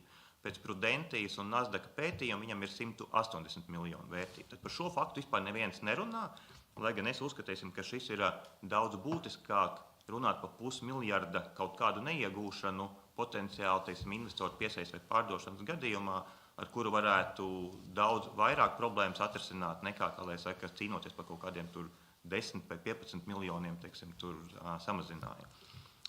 Tātad es domāju, šī ir viena lieta, runājot par tiem 2% domē. Es viennozīmīgi varu apgalvot, ka es nekad neko tādu neesmu izmantojis. Un es domāju, ka to ļoti labi norāda tas, ka es nekad vienkārši neesmu mainījis savu balsošanas pozīciju. Es no pirmās dienas, kā Dalkijas pārstāvis, balsoju saskaņā, kā lai saka, kopā ar domu, un neatkarīgi no tā, kāda vara ir bijusi, es vienmēr esmu balsojis par domes padomes locekļiem, teiksim, ja? Tā kā līdz ar to es nekādā veidā nevarēju neuzprasīties, ne arī esmu izmantojis šo stāvokli. Bet plus tā otrā lieta ir tā, ka man šie 2% nāca kā nast izpirkšanas gadījumā brīdī, teiksim, tāpēc, ka viņi ir ļoti dārgi. Neviena banka šos 2% finansēt negribēja, bet savukārt Dalkijai ejot projām no tirgus, man bija jāizpērk pilnīgi visi enerģētikas biznesi, kas viņiem ir, ieskatot arī šos 2%. Teiksim. Tāpēc nav tā, ka es biju ļoti laimīgs par šo pirkumu, kas man bija jāveic, jo es joprojām uz viņiem sēžu. Un nekādu benefitu es ar tiem 2%. Pat ja mēs maksātu 10 miljonu dividendus, tas labums būtu pietiekami kaut kas neietekmējošs biznesu. Okay, Atbildējums? Mums ir... Jā, paldies. Jautājumiem atbildes dzirdēju. Mums ir jāslēdz arī sēde, bet šeit es gribētu uzprasīt, pirms mēs atslēdzamies, man ir vēl fināli jautājums pārējiem komisijas dalībniekiem, kur vienkārši jāpieņem lēmums ir ārpus šīs diskusijas, bet šeit tāda fināla jautājuma par to, kā tad beigsies stāsts ar atkritumu dedzināšanas plāniem. Skaidrs, ka Latvijai vēl atkrituma mērķis pats par sevi. Šeit ir, vai ir vieta jums abiem, jūs teicat drīzāk nē, drīzāk vienam, ir kaut kāds skaidrība, kurš jūs attīstat savu projektu, turpināt, un jūs arī turpināt. Šobrīd ir izšķiršanās starp jums abiem, kurš tad beigās nonāks pie realizācijas, ja? Ja 2 tad vieta īsti nav. Jūs, Pēc būtības 2 ir vieta. Ja tā, ja saskaita visu... Ja importē atkritumus. Nē. Mēs esam, katrā gadījumā mēs savu projektu vienmēr esam balstījuši tikai vietējā resursā, pēc tam vēl pārstrādātajā resursā, kas ir ļoti būtiski, teiksim, ja. Ja kādreiz es dzirdu kaut kur publiskajā telpā runas par to, ka mēs vedīsim visus atkritumus uz šo dedzinātavu, un tas cilvēkiem zudīs motivācija kaut ko šķirot, tas nav taisnība. Šai mūsu vismaz projektā, atkritumu reģenerācijas projektā, ir plānots reģenerēt tikai tos atkritumus, kuri pašreizējā brīdī nekādā veidā vairs nav pārstrādājami. Tātad viss cikls ir iziet, un tikai tas, kas jāved būt uz getliņiem uz noglabāšanu, tikai tas apjoms ir vedams uz reģenerāciju. Mēs savu projektu attīstot rēķinājāmies apmēram ar to plūsmu, ko mēs pašreizējā brīdī kaut kādā veidā apsaimniekojam, teiksim, Rīgā un Rīgas apkārtnē, teiksim, lai loģistika būtu loģiska. Bet tad, kad es runāju ar kolēģiem, es saprotu, ka kolēģi ir Grents ir rēķinājis arī, teiksim, plašākā mērogā un arī redz, ka pat abiem 2 projektiem ir vieta. Es nezinu, es par savējo atbildu, teiksim, mēs skatījāmies tādā ilgākā nākotnē un par atkritumiem, par kuriem mēs esam puslīdz droši, jebkurā gadījumā izslēdzot jebkuru variantu, ka atkritumi varētu būt tikai tie, kas ir nepārstrādājami, un otra lieta bez jebkādiem importa variantiem. Teiksim, tas vispār nav izskatāms mūsu projekta gadījumā. Okay. Man jūsu, nepārprotiet, man jūsu puses nav nekādi pārmetumi. Jūs katrs esat privāts biznes un pareizi arī atbildēja. Risks, manuprāt, ir nepareizi vienkārši publiski iet un klauvēt tur konkurences padomu, piesaukt visus piesaucamos. Tas ir risks, ko uzņemās investors, nāk iekšā šajā tirgu, operē šajā. Te nebija publisks uzaicinājums, lūdzu nākiet, mēs te garantēsim jums nākotnes peļņu. Tas ir jūsu risks un tas ir pilnīgi normāli jums riskēt. Redzam, ka šis risks attaisnojās, viņš finanšu rezultātos ir izcils, tāpēc runāt par to, ka investīcijas ir apdraudētas, ir nevietā, manuprāt. Bet šeit ir manas intereses, man ievēlēja sabiedrība, arī tā kā mūsu pārējais, mūsu interesēs ir nodrošināt tā, lai tas, ko jūs runājat, ir dzīvē īstenojās. Mēs redzam, ka Igaunijas gadījumā fantastiska auga vērtība šim te, jā, tur nav lētākais tarifs vispār kaut kur, bet mēs redzam tās performances un to, ko iegūst, kad siltuma apgādē vidējā temperatūra 95% no visas centrālās siltuma apgādes ir 75 grādi, mums ir 118, tas nozīmē to vien, ka viņi ir investējuši tīklā, viņi ir investējuši savās darbībās, un viņi nākotnē varēs akceptēt daudz plašākus siltuma avotus, gan datu centrus un vispārējo. Es neredzu to Rīgā, un tāpēc mums ir jārūpēs par to, lai Rīgā būtu vislabāk pārvaldīts un tas modelis vislabāk strādā, lai jūsu jaudas, kur ir lētākā, lai ir tirgu pieejama. Tā skaitā ir atlikums siltums, kas būtu pieejams rīdziniekam, lai samazinātu tarifu. Tāpēc paldies, ka atnācāt par šo sēdi. Lūdzu, neatslēdzamies pārējiem. Mums ir svarīgs viens lēmums, ko vajadzētu fiks izrunāt par nākošo sēdi. Paldies, es teikšu jums. Paldies, mēs ņēmām vērā. Labprāt, ja tā prezentācija paliek, tad mums labprāt arī to izmantosim. Tā kā nav nekāda pārmetuma jums. Mēs vienkārši gribējām dzirdēt visus viedokļus un visus uzklausīt. Paldies jums! Tad video translāciju mēs apturam? Varam? Apturēj?